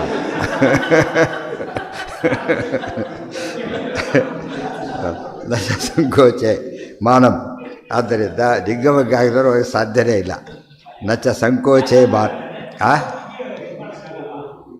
ಮಾಡಬಾರದು. ರಿಸಲ್ಟ್ ಅನೌನ್ಸ್ ಮಾಡೋದು, ವ್ಯಾಲ್ಯೂಯೇಷನ್ ಮಾಡದೆ ಡಿಕ್ಲೇರ್ ಮಾಡೋಕ್ಕಾಗತ್ತಾ? ಅವ್ನು ಹೇಳ್ತಾರೆ ಲಿಂಗಭಂಗ ಇದು ಕರೆಕ್ಟ್ ಆಗ್ತದೆ, ಇದು ಲಿಂಗಭಂಗ. ಇವರಿಗೆಲ್ಲ ಕರೆಕ್ಟ್ ಹಾಕೋದು ಲಿಂಗಭಂಗ, ತಪ್ಪು ಹಾಕೋದು ಇವರಿಗೆ ಲಿಂಗಭಂಗ. ಗೊತ್ತಾಯ್ತಾ? ಇವರು ಕ್ವಶನ್ ಮಾರ್ಕ್ ಹಾಕಿದ್ರೆ ಅವರಿಗೆ ಇದು ಭಂಗ ಆಯ್ತಲ್ಲ. ಅವರಿಗೆ ಏನು ಹಾಕಿದ್ದಾರೆ ನೋಡಿ ತಿಳಿದು ಬರ್ಬಿಡ್ಬೇಕು. ಈಗ ಅವ್ನು ಒಳ್ಳೆ ಮಾರ್ಕ್ ಹಾಕಿ ಕಟ ಹಾಕೋದು ಹೋಗ್ತಾರೆ. ನೋಡ್ತಾ ಕೆಲಸ ಸ್ಟೆಪ್ಸ್ ಇರ್ತದಲ್ಲ, ಒಳ್ಳೆ ಬೆಸ್ಟ್ ಸ್ಟೆಪ್ಸ್ ಕೂಡ ನೋಡ್ತಾರೆ. ಒಂದೊಂದೇ ಕರೆಕ್ಟ್ ಮಾಡ್ತಾ ಹೋಗ್ತಾರೆ. ಕರೆಕ್ಟ್ ಕೆಲವು ಸರ್ತಿ ಏನು ಮಾಡ್ತಾರೆ, ಕೆಲವು ಗೊತ್ತಿಲ್ಲದೆ ಏನೋ ಹೆನ್ಸ್ ಅಂತ ಆನ್ಸರ್ ಹಾಕಿಬಿಡ್ತಾರೆ. ಬರೀ ಆನ್ಸರ್ ಮಾಡಿಬಿಟ್ರೆ ಸರಿ ಅಂತ ಬರೆದಿರ್ತಾರೆ. ಅವನು ಕಡಿ ರೋಜ ತಲೆ ಹೋಗಲಿಲ್ಲ, ಹೆನ್ಸ್ ದೊಡ್ಡದಾಗ ಬರೆದು ರೌಂಡ್ ಆಫ್ ಮಾಡಿಬಿಡ್ತಾರೆ. ಸಿಟ್ಟಿನಲ್ಲಿ ಬೆಸ್ಟ್ ಏನೋ ಮಾಡಿರ್ತಾನೆ, ಅದು ನೋಡಿ ಮಾರ್ಕ್ಸ್ ಹಾಕಿಬಿಡ್ತಾರೆ. ಹಾಗೆಲ್ಲ ಮಾಡಲ್ಲ, ಒಳ್ಳೆ ಮೇಷ್ಟ್ರುಗಳು ಹಾಗೆಲ್ಲ ಮಾಡಲ್ಲ. ಅಥೋನ ವೈರ ಆ ಮುಖ್ಯ ಅವನು ಇವ್ಯಾಲ್ಯೂಯೇಟ್ ಮಾಡೋದಲ್ಲಿ. ಇವ್ಯಾಲ್ಯೂಯೇಟ್ ಮಾಡ್ಬೇಕಾದ್ರೆ ಪೂರ್ತಿ ಯಾವ ರೀತಿ ಮಾಡೋಕ್ಕೆ ಸಾಧ್ಯ ಮಾಡಿ ಅನ್ಯಾಯ ಸಲ್ಲಬಾರ್ದು ಅಲ್ಲಿಗೆ. ನಚ್ಚ ಸಂಕೋಚೆ ಮಾನಂ, ಅದು ಸಂಕೋಚ ಮಾಡ್ಲಿಕ್ಕೆ ಹೋಗಬಾರ್ದು ಅರ್ಥನ. ಇಲ್ಲಿ ತಾರತಮ್ಯ ಹೇಳಿದಾಗ ಕಡಿಮೆ ಮಾಡ್ತೀವಿ ಹಾಗೆಲ್ಲ ಅರ್ಥ ಮಾಡಬಾರ್ದು. ಕಿಂಚಿತ್ ವಿದ್ಯಮಾನ ಇತರತ್ರ ಪ್ರಯೋಗಿ, ಸರಿಯಾದ ರೀತಿಯಲ್ಲಿ ಅರ್ಥ ಹೊಂದಿಸ್ಲಿಕ್ಕೆ ಬಂದಾಗ ಸಂಕೋಚ ಮಾಡೋದು ತಪ್ಪದು. ಮಹದ್ಭಿ ಶ್ರವಣೀಯಸ್ಯ ಶ್ರುತಸ್ಯ ಚ ವೇದಾದೇಹೇ ಫಲಂ ಪ್ರಾಪ್ಸ್ಯಸಿ ಇತ್ಯರ್ಥ. ಈಗೆಲ್ಲ ಏನು ಫಲ ಹೇಳಿದ್ದಾರೆ, ಫಲ ಏನಪ್ಪ ಇಂಜಿನಿಯರಿಂಗ್ ಓದ್ಯ, ಫಲ ಏನೀಗ ಕೆಲಸ ಸಿಗಬೇಕು. ಯಾವಾಗ ನೀನು ಕೆಲಸ ಸಿಕ್ತಾಗ ಏನಾಯ್ತು, ಈಗ ನೀನು ಓದಿದ್ದು ಸಾರ್ಥಕ ಆಯಿತು. ಕೊನೆಗೆ ಕೆಲಸ ಎಲ್ಲೂ ಸಿಗಲಿಲ್ಲ, ಏನು ಮಾಡ್ತಾರೆ ಸರ್ಟಿಫಿಕೇಟ್ ಹೊರದೋಗೋದು ಬಿಡ್ತಾರೆ, ನೋಡಿದ್ದೀರಲ್ಲ, ಎಲ್ಲೂ ಕೆಲಸ ತೊಗೊಂಡು ಏನು ಮಾಡೋದು ಬಿಸಾಕಿ ಬಿಡ್ತಾ ಇರೋದು, ಆ ಥರ ಫಲ ಸಿಗಲಿಲ್ಲ. ಈಗ ಇಂಜಿನಿಯರಿಂಗ್ ಓದ್ಮೇಲೆ ಇಂಜಿನಿಯರ್ ಆಗಬೇಕು ಅವರು, ಮೆಡಿಕಲ್ ಓದ್ಮೇಲೆ ಡಾಕ್ಟ್ರ್ ಆಗಬೇಕು ಅವರು, ಶಾಸ್ತ್ರ ಓದಿದ್ರೆ ಮುಕ್ತಿಗೆ ಹೋಗ್ಬೇಕು ಅವರು. ಗೊತ್ತಾಯ್ತಾ? ಲಾಭ ಇದೆ ಹೊರತಲ್ಲಿ ನೀವು ವೈರಾಗ್ಯದ ಪ್ರಶ್ನೆ ಬರಲಿಲ್ಲ. ಎಲ್ಲ ಓದಿ ಕೆಲಸಕ್ಕೆ ಮೇಲೆ ಬಿಟ್ಬಿಡ್ತಾರೆ, ವೈರಾಗ್ಯ ಒಂದು ಬಿಟ್ಬಿಡ್ತಾನ. ಇನ್ನು ಒಳ್ಳೆ ಕೆಲಸ ಸಿಕ್ಕರೆ ಕಮಿಟ್ಮೆಂಟ್ ಇದ್ದರೆ ಚೆನ್ನಾಗಿ ಓದ್ತಾರೆ. ಇನ್ನೂ ಕೂಡ ಚಾಲೆಂಜಿಂಗ್ ಆಗಿ ತೊಗೊಂಡು ಒಂದು ಕೆಲಸ ಮಾಡೋಕ್ಕೆ ಇಷ್ಟಪಡ್ತಾನೆ ಹೊರತು ನಾನು ಯಾರು ಕೇಳ್ತಾರೆ ಈಗ ಅಂತ ಬಿಡೋದಿಲ್ಲ. ಅವನಿಗೆ ಕೆಲಸನೇ ಎಂಜಾಯ್ ಮಾಡಿ. ಎಷ್ಟೋ ಜನ ಒಳ್ಳೆ ಕೆಲಸ ಸಿಕ್ಕರು ಬಿಟ್ಬಿಡ್ತಾರೆ ಕೆಲವು ಕೆಲಸನ, ಯಾಕೆ ಜಾಬ್ ಸ್ಯಾಟಿಸ್ಫ್ಯಾಕ್ಷನ್ ಇಲ್ಲ ಅಂತ ಹೇಳ್ತಾರೆ. ದುಡ್ಡು ಬೇಕಾದಷ್ಟಿದೆ, ಜಾಬ್ ಸ್ಯಾಟಿಸ್ಫ್ಯಾಕ್ಷನ್ ಇಲ್ಲ. ಕರೆಕ್ಟ್, ಅದು ನಿಜವಾದ ಮನುಷ್ಯ ಕೆಲಸ ಮಾಡೋಂಗಿರ್ಬೇಕಾದ ಮನೋಭಾವ. ಕೆಲಸ ಯಾವುದಾದ್ರೆ ಏನಾದರೂ ದುಡ್ಡು ಬರುತ್ತೆ ಸಾಕು, ಅದು ಬೇರೆ, ಅದು ಮಾತು ಸರಿಯಲ್ಲ. ಅದು ಜಾಬ್ ಸ್ಯಾಟಿಸ್ಫ್ಯಾಕ್ಷನ್ ಯಾವಾಗ ಆಗುತ್ತದು? ಅವನು ಓದಿದ್ದು ಅವನು ಮೆಂಟ್ಯಾಲಿಟಿ ಎರಡು ಮ್ಯಾಚ್ ಆದರೆ, ಇಲ್ಲೋದ್ರೆ ಆಗೋದಿಲ್ಲ. ಅದನ್ನು ಕೃಷ್ಣ ಹೇಳ್ತಿರೋದು. ಆಗ ನಿನಗೆ ಸ್ಯಾಟಿಸ್ಫ್ಯಾಕ್ಷನ್ ಬರುತ್ತೆ, ಅಲ್ಲಿವರೆಗೂ ಬರೋದಿಲ್ಲ. ಅಥೋನ ವೈರಾಗ್ಯಂ ಇತರತ್ರ ಪ್ರಯೋಗೆ ಮಹದ್ಭಿ ಶ್ರವಣೀಯಸ್ಯ ಶ್ರುತಸ್ಯ ಚ ವೇದಾದೇಹೇ ಫಲಂ ಪ್ರಾಪ್ಸ್ಯಸಿ ಇತ್ಯರ್ಥ. ಒಂದಾಗಿ ದೊಡ್ಡ ಘಟ್ಟ ಮುಗಿತದೆ. ಈಗ ಒಟ್ಟು ನಿರ್ವೇದ ಅಂತ ಹೇಳಿದರೆ ಇತರಾಂ ಲಾಭನೇ ಹೊರತು ಬೇರೆ ಅಲ್ಲ. ಶ್ರುತಿ ವಿಪ್ರತಿಪನ್ನಾತೆ. ಇವತ್ತು ಉದಾಹರಣೆಗೆ ಯಾವನೋ ಒಂದು ಫೀಲ್ಡ್ ಕೆಲಸ ಮಾಡ್ತಾನೆ, ಇನ್ನೂ ಕ್ವಾಲಿಫಿಕೇಷನ್ ಜಾಸ್ತಿ ಮಾಡ್ಕೋಬೇಕು. ನೋಡಿದ ಈ ಕಂಪನಿ ಬೇಕಿಲ್ಲ, ಅದು ಮಾಡಿಕೊಂಡ್ರೆ ಅವ್ರು ಏನು ಮಾಡೋದಿಲ್ಲ, ಫಸ್ಟ್ ಆಫ್ ಆಲ್ ರಜೆ ಕೊಡೋಲ್ಲ, ಇದನ್ನು ಕೊಡೋದಿಲ್ಲ, ಯಾವ ಬೆನಿಫಿಟ್ಟು ಕೊಡೋದಿಲ್ಲ. ಉಪಯೋಗ ಆಗುತ್ತೆ ಇವರಿಗೆ. ಏನು ಮಾಡ್ತಾರೆ, ರಜೆ ಕೊಟ್ಟು ಕಳಿಸ್ತಾರೆ ಅವ್ನು. ಗೊತ್ತಾಯ್ತು? ಬಂದು ಸಂಬಳನೂ ಜಾಸ್ತಿ ಮಾಡ್ತಾರೆ. ಅದಕ್ಕೆ ಕನ್ಸರ್ನ್ಡ್ ಅದು ಇದು ಈ ರೀತಿ ನೀನು ಇದೇನೇ ಮಾಡ್ತಾ ಹೋದ್ರೆ ಏನಾಗುತ್ತೆ, ಈಗ ಯಾಡಾಗುತ್ತೆ, ಬೇರೆದು ಮಾಡಿದ್ರೆ ಯಾಡಾಗೋದಿಲ್ಲ. ಅದನ್ನು ಹೇಳೋದಕ್ಕೆ ನ ಸಂಕೋಚೆ ಮಾನವ ಮಹದ್ಭಿ ಶ್ರವಣೀಯಸ್ಯ ಶ್ರುತಸ್ಯ ಚ ವೇದಾದೇಹೇ ಫಲಂ ಪ್ರಾಪ್ಸ್ಯಸಿ ಇತ್ಯರ್ಥ. ವೇದಗಳ ಮುಖ್ಯ ಫಲ ಇದೆಯಲ್ಲ, ಅದು ನೀವು ಸಿಗುತ್ತೆ. ಇಲ್ಲದೆ ಹೋದರೆ ಅವರು ಮೀಮಾಂಸಕರ ಫಲ ಆಗಬಾರ್ದು, ಸ್ವರ್ಗಾದಿಗಳಾಗಬಾರ್ದು, ಮೋಕ್ಷ ಆಗಬೇಕು. ಶ್ರುತಿ ವಿಪ್ರತಿಪನ್ನಾತೆ ಯಥಾಸ್ಥಾಸ್ಯತೆ ನಿಶ್ಚಲ ಸಮಾಧೌ ಅಚಲಾ ಬುದ್ಧಿ ತದಾ ಯೋಗಮವಾಪ್ಸ್ಯಸಿ. ಶ್ರುತಿ ವಿಪ್ರತಿಪನ್ನಾತೆ ಯದಾ ಸ್ಥಾಸ್ಯತಿ ನಿಶ್ಚಲ ಸಮಾಧೌ ಅಚಲಾ ಬುದ್ಧಿ ತದಾ ಯೋಗಮವಾಪ್ಸ್ಯಸಿ. ಅದನ್ನು ಇನ್ನೊಂದು ರೀತಿ ಹೇಳ್ತಾರೆ. ಅದನ್ನೇ ನೀನು ಜ್ಞಾನಸಿದ್ಧಿಯಾಗಿದೆ ಅಂತ ಯಾವಾಗ ಗೊತ್ತಾಗುತ್ತೆ ಅಂತ ಪ್ರಶ್ನೆಗೆ. ಎಲ್ಲಿವರೆಗೂ ಸಿದ್ಧಿ ಆಗಬೇಕು ಅಲ್ಲಿವರೆಗೂ ಪ್ರಯತ್ನ ಮಾಡಬೇಕು ಅಂಥೇಳಿ ಆಯ್ತು. ಈಗ ಸಿದ್ಧಿಯಾಗಿದ್ದಕ್ಕೇನು ಗುರುತು, ಸಿದ್ಧಿಯಾಗಿದ್ದಕ್ಕೇನು ಗುರುತು ಅಂತ ಪ್ರಶ್ನೆ. ಶ್ರುತಿ ವಿಪ್ರತಿಪನ್ನಾತೆ ಯದಾ ಸ್ಥಾಸ್ಯತಿ ನಿಶ್ಚಲ. ನಿನ್ನ ಶ್ರುತಿ ಅಂದರೆ ಏನೋ ಕಿವಿಗೆ ಏನೋ ವಿಷಯ ಬಿತ್ತು, ಏನೋ ಒಳ್ಳೆ ಸೀರಿಯಸ್ಸಾಗಿ ಪೂಜೆ ಮಾಡ್ತಾ ಕೂತಿದ್ದೆ, ಏನೋ ಹೊರಗೆ ಮಾತಾಡ್ತಿದ್ದೆ, ಕಿವಿ ಬಿತ್ತು, ಅರೆ ಸರಿ ಇದ್ದಾಗಿದೆಯಲ್ಲ, ಅದು ಪೂಜೆ ಡಿಸ್ಟರ್ಬ್ ಆಗೋಯ್ತು. ಡಿಸ್ಟರ್ಬೆನ್ಸ್ ಆಗಬಾರ್ದು. ಇವತ್ತು ಎಷ್ಟೋ ಜನ ಬರ್ತಾರೆ, ಅಲ್ಲಿ ಉಪನ್ಯಾಸಕ್ಕೆ ಹೋಗಿದ್ದು ಹೀಗೆ ಹೇಳಿಬಿಟ್ರು, ಯಾವ ಸರಿ ಎಲ್ಲಿ ಹೋಗಿದ್ದೆ, ಅಲ್ಲಿ ಹೋಗ್ಬೇಕಾದ ಜಾಗನೇ ಅಲ್ಲ, ಯಾವುದೋ ವಿಷಯ ಏನೋ ಹೇಳ್ತಾ ಇದ್ದಾರೆ. ಒಂದು ಅಲ್ಲಿಗೆ ಯಾಕೆ ಹೋಗಿ ಫಸ್ಟ್ ಕೇಳಬೇಕು. ಗೊತ್ತಾಯ್ತಾ? ಇಲ್ಲ ನಮ್ಮವರೆಗೆ ಹೋಗಿದ್ವಿ ಅಂತ ಕೇಳಿದರೆ ಯಾಕೆ ಹಾಗಾಯಿತು ಕೇಳಬೇಕಾದ. ಅವ್ರು ಸರಿ ಅವ್ರು ಹೇಳಿಲ್ಲೋ, ನೀನು ತಪ್ಪು ತಿಳ್ಕೊಂಡ್ಯೋ, ಹಾಗಿದ್ದರೆ ಅರ್ಥ ಹೀಗೆ, ಅವ್ರು ಹೇಳಿದ್ದಾರೆ ತಪ್ಪು ತಿಳ್ಕೊಂಡಿದ್ದೆ, ಹಾಗೆ ಹೇಳಬೇಕು. ಅದು ಸರಿ. ಅದಕ್ಕೆ ಶ್ರುತಿ ವಿಪ್ರತಿಪನ್ನ. ಕಿವಿ ವಿಷಯ ಕೇಳ್ತಾ ಹೋದಂತೆ ವಿಪ್ರತಿಪನ್ನ ಏನಾಗಬೇಕು, ಯಥಾಸ್ಥಾಸ್ಯತೆ ನಿಶ್ಚಲ. ಮೊದಲೇನಾಗಿತ್ತು, ಕೇಳಿ ಡಿಸ್ಟರ್ಬ್ ಆಗಿತ್ತು. ಜ್ಞಾನ ಬಂದಮೇಲೆ ನಿಶ್ಚಲವಾಗಿಬಿಡ್ತು. ಶೇಕಿ ನಾಲೆಡ್ಜ್ ಇರಬಾರ್ದು. ಹೇಗಿರಬೇಕು, ಫರ್ಮ್ ನಾಲೆಡ್ಜ್ ಇರಬೇಕು. ಆ ನಾಲೆಡ್ಜ್ ಇವತ್ತು ನಮಗೆ ಪರೋಕ್ಷ ಜ್ಞಾನ ಯಾರಿಗೆ ಸಿದ್ಧಿಯಾಗಿಲ್ಲ, ಅಪರೋಕ್ಷ ಜ್ಞಾನ ಬರೋ ಚಾನ್ಸೇ ಇಲ್ಲ. ಯಾಕೆ ನೋಡಿ, ಮಧ್ಯೆ ಧ್ಯಾನದೊಂದು ಸ್ಟೆಪ್ ಇದೆ. ಧ್ಯಾನ ಸ್ಟೆಪ್ ಯಾವಾಗ ಹೇಗಾಗತ್ತದು, ಧ್ಯಾನ ಸ್ಟೆಪ್ಪು ಕನ್ಫರ್ಮ್ ಆದಮೇಲೆ ಧ್ಯಾನ ಸ್ಟೆಪ್, ಆಮೇಲೆ ಹೋಗ್ತಾನೆ. ಬಸ್ ಯಾರೋ ಹೇಳ್ತಾರೆ ಏನಂತ, ಇದು ಹೋಗುತ್ತೋ ಅಲ್ಲ ಡೌಟ್ ಬಂತು ಅವನಿಗೆ, ಏನು ಟೆನ್ಷನ್ ಅವನಿಗೆ, ಇಲ್ಲಿ ಕೂಡ ಅಲ್ಲಿ ಕೂಡ ನೋಡಿ ಏನೋ ಕೇಳಿದ್ರೆ ಸುಮ್ಮನೆ ರೀತಿ ನೋಡ್ತಾ ಇರ್ತಾನೆ. ಅಲ್ಲಿ ಕನ್ಫರ್ಮ್ ಆಯ್ತು ಅವ್ನು ಹೋಗುತ್ತೆ ಅಂತ, ಆಗ ಆರಾಮಲ್ಲಿ ಹೋಗ್ಬಿಡ್ತಾನೆ. ಯಾತಕ್ಕೆ ಅಲ್ಲಿ ನಿದ್ದೆ ಬರಲ್ಲ ಅವನಿಗಾಗ. ಗೊತ್ತಾಯ್ತಾ? ತಕ್ಷಣ ಇದಾಗಿಬಿಡುತ್ತೆ. ಎಲ್ಲೋ ಸ್ಟಾಪ್ ಮಾಡ್ತಾನೆ, ಸ್ವಲ್ಪ ಹೊತ್ತಾದ್ಮೇಲೆ ಹೋಗೋದಿಲ್ಲ, ಏನಾಯಿತು ಅಂತ ಕೇಳ್ತಾನೆ. ಎಕ್ಸ್ಪೆಕ್ಟ್ ಮಾಡ್ತಾನೆ ಸ್ವಲ್ಪ, ಇನ್ನೂ ಜಾಸ್ತಿ ಏನೋ ಪ್ರಾಬ್ಲಮ್ ಇದೆ ಅಂತ ಅರ್ಥ. ಅವನು ನಿದ್ದೆ ಮಾಡೋಕ್ಕಾಗಲ್ಲ, ಅವನಿಗೆ ಕೆಟ್ಟೋಗ್ಬಿಡುತ್ತೆ. ಅದೇ ಡಿಸ್ಟೆನ್ಸ್ ಹೇಗೋ ಹಾಗೆ. ಇವತ್ತು ಯಾವಾಗಲೂ ಕೂಡ ಇನ್ನೊಂದು ಕಡೆ ಚೇಂಜ್ ಮಾಡಬೇಕು ಅಂದ್ರೆ ಕಾಯ್ತಾ ಕೂತಿರ್ತೀವಿ. ಅದು ಮಧ್ಯರಾತ್ರಿ ಚೇಂಜ್ ಮಾಡೋದು 8 ಗಂಟೆಯಿಂದ ಕಾಯ್ತಾ ಕೂತಿರ್ತಾರೆ. ಯಾಕೆಂದ್ರೆ ಅಕಸ್ಮಾತ್ ನಿದ್ದೆ ಬಂದುಬಿಟ್ಟು ಎಲ್ಲೋ ಹೋಗ್ಬಿಡ್ತೀವಿ ಅಂತ ಹೇಳಿಬಿಟ್ಟು ಅದೇ ಆಗಿಬಿಟ್ರೆ ನಿಶ್ಚಿಂತೆ ಆಗಿಬಿಡ್ತಾರೆ. ಅದು ನಿಶ್ಚಲ. ಇದು ಧ್ಯಾನ ಮಾಡೋಕ್ಕೆ ಹೋಗಬೇಕಾದ್ರೆ ಯಾರಿಗೆ ಪರೋಕ್ಷ ಜ್ಞಾನ ಸಿದ್ಧಿ ಆಗಿಲ್ಲ ಅವರಿಗೆ ಸಾಧ್ಯನೇ ಇಲ್ಲ ಅಂತ ಹೇಳ್ತಾರೆ. ಮಾಡ್ಲಿಕ್ಕೆ ಹೋದರೆ ವೇಸ್ಟ್ ಆಗುತ್ತೆ. ಸರ್ ಆಗ್ತಾನೆ ಇರ್ತದೆ, ಬರ್ತಾನೆ ಇರ್ತಾರೆ, ಅದರಿಂದ ಉಪಯೋಗಕ್ಕೆ ಬರೋದಿಲ್ಲ. ಅದಕ್ಕೆ ಹೇಳ್ತಾರೆ ಪರೋಕ್ಷ ಜ್ಞಾನ ಸಿದ್ಧಿ ಎಷ್ಟಕ್ಕೆ ಈಕ್ವಲ್ ಗೊತ್ತಾ? ಧ್ಯಾನಕ್ಕೆ ಈಕ್ವಲ್ ಹೆಚ್ಚು ಕಡಿಮೆ. ಪರೋಕ್ಷ ಸರಿಯಾಗಿ ಬಂತು ಅಂದರೆ ವಿಷಯ ನೋಡ್ತಿದ್ರೆ ಡಿಸ್ಟರ್ಬೆನ್ಸ್ ನೋಡ್ತಾ ಅದೇ ಧ್ಯಾನ. ಧ್ಯಾನ ಅಂದರೆ ಏನು? ಏಕಾಗ್ರತೆ. ವಿಷ್ಣು ಸರ್ವೋತ್ತಮ ಯಾರು ಹೇಳಿದ್ರು ಡಿಸ್ಟರ್ಬ್ ಆಗ್ತಾಯಿಲ್ಲ, ಧ್ಯಾನ ಅದು ಈಕ್ವಲೆಂಟ್ ಸ್ಟೇಜ್ ಬಂತು. ಗೊತ್ತಾಯ್ತಾ? ಧ್ಯಾನ ಮಾಡ್ತಾನೆ, ಇನ್ನೊಬ್ರಿಗೆ ಉಪಯೋಗ ಆಗಲ್ಲ. ಆದರೆ ಇವ್ನು ಹೇಳ್ತಾನೆ, ಇನ್ನೊಬ್ರಿಗೆ ಉಪಯೋಗ ಆಗುತ್ತೆ. ಅದರಿಂದ ಅದು ಪುಣ್ಯ ಜಾಸ್ತಿ ಆಗುತ್ತೆ. ತಾನಷ್ಟೇ ಎಂಜಾಯ್ ಮಾಡೋದಲ್ಲ ಅದು. ತಾನು ಊಟ ಮಾಡೋದು ಇನ್ನೊಬ್ಬರಿಗೆ ಸಮಾರಾಧನೆ ಮಾಡಿಸ್ತಾನಲ್ಲ ಹಾಗೆ. ತುಂಬ ಜನಕ್ಕೆ ಊಟಕ್ಕೆ ಹಾಕ್ಲಿಕ್ಕೆ ಬರೋದು ಧ್ಯಾನದಿಂದ ಅಲ್ಲ, ಯಾವುದರಿಂದ? ಪಾಠ ಪ್ರವಚನದಿಂದ. ಅದಕ್ಕೆ ಆಚಾರ್ಯ 2 ಚಾಯ್ಸ್ ಕೊಡ್ತಾರೆ. ಸೋಪಾಚಾರಾಚ ದ್ವಿವಿಧ ಶಾಸ್ತ್ರಾಭ್ಯಾಸ ಸ್ವರೂಪಿಣಿ ಧ್ಯಾನರೂಪ ಪರಾಚೈವ. ಆ ಸ್ಟೇಜ್ ಹೋದಾಗ 2 ಇದೆ. ಯಾಕೆ ಧ್ಯಾನ ಸ್ಟೇಜ್ ಬಿಟ್ಟೇ ಬಿಡ್ಬೋದಾಗಿತ್ತು, ಯಾಕೆ ಸೇರಿಸಿದ್ರು ಅನ್ನೋ ಗೊತ್ತಾ? ಅದನ್ನು ಪಾಠ ಪ್ರವಚನ ಯಾವಾಗಲೂ ಮಾಡೋಕ್ಕಾಗೋದಿಲ್ಲ. ಆ ಟೈಮ್ನ ಧ್ಯಾನಕ್ಕೆ ಉಪಯೋಗಿಸ್ಬೇಕು. ಧ್ಯಾನದ ಟೈಮ್ನ ಪಾಠ ಪ್ರವಚನಕ್ಕೆ ಉಪಯೋಗಿಸ್ಬೋದು, ಪಾಠ ಪ್ರವಚನ ಟೈಮ್ನ ಧ್ಯಾನಕ್ಕೆ ಉಪಯೋಗಿಸ್ಬಾರ್ದು. ಗೊತ್ತಾಯ್ತಾ? ಇದು ಇಂಪಾರ್ಟೆಂಟ್. ನಾವು ತುಂಬ ಜನ ಉಲ್ಟಾ ಪಲ್ಟ ಮಾಡಿಬಿಟ್ಟು ಜ್ಞಾನ ಅಲ್ಲಿ ಮುಂದೆ ಹೋಗೋದಿಲ್ಲ. ಜ್ಞಾನ ಅದು ಹಾಗೆ ನಿಂತ್ಕೊಂಡ್ಬಿಡೋದು. ಹಾಗಾಗಬಾರ್ದು. ಅದಕ್ಕೆ ಪಾಠ ಪ್ರವಚನದ ಅಡ್ವಾಂಟೇಜ್ ಎಂದು ಕೂಡ ಧ್ಯಾನದಿಂದ ಸಿಗೋದಿಲ್ಲ. ಗೊತ್ತಾಯ್ತಾ? ಎಷ್ಟೋ ಸರ್ತೆ ತಿಳಿದವ್ರು ಜಾಸ್ತಿ ತಿಳಿದವ್ರು ಹೇಳ್ತಿರ್ಬೇಕಾದ್ರೆ ಆಚಾರ್ಯದೇ ಓದ್ತಾ ಕೂತಿದ್ದಾನೆ, ಪಾಠ ಶುರು ಮಾಡಿದ್ರು ಆಚಾರ್ಯ. ಶುರು ಮಾಡಿ ಬಿಟ್ಟು ಓಡ್ದ ಅಲ್ಲಿಗೆ ತಕ್ಷಣ. ಏನೋ ಓದ್ತಾ ಇದ್ದೀನಿ ಬಿಡು ಆಮೇಲೆ ಬರ್ತೀನಿ ಅಂತ ಹೇಳಾಗಿಲ್ಲ. ಓದಿದ್ದು ಹೇಳಿದ್ದು ಓದ್ಬೋದೇ ಹೊರತೀನಿ, ಹೊಸದನಿಗೆ ಅರ್ಥ ಆಗಲ್ಲ, ಅಲ್ಲಿ ಹೊಸದು ಅರ್ಥ ಆಗುತ್ತೆ. ಅದು ಪಾಠ ಪ್ರವಚನದ ಬಗ್ಗೆ ಒತ್ತು ಕೊಡ್ತಾ ಹೋಗಬೇಕು. ಆಗ ನಿಜವಾದ ಸಮಾಜ ಸಿಕ್ಕಾಬಟ್ಟೆ ಮುಂದೆ ಬರುತ್ತೆ. ಇವತ್ತು ಅದು ಗೌಣ ಮಾಡಿಬಿಟ್ಟಿದ್ದಾರೆ. ಯಾಕೆಂದರೆ ಈ ಸಮಸ್ಯೆ ಇವತ್ತು ಓದೋಂದ್ಬಿಟ್ಟು ಯಾರ್ದು ಮಾಡ್ತಾರೆ ಓದಕ್ಕೆ ಹೋಗ್ಬಿಡ್ತಾರೆ. ಆಮೇಲೆ ಅವ್ರು ಮಾಡಿದ್ರೆ ತೋರ್ತೀರಾ ಉಪಯೋಗ ಇಲ್ಲ, ಅಲ್ಲಿ ಮಂಗಳನ ಉಪಯೋಗ ಇಲ್ಲ.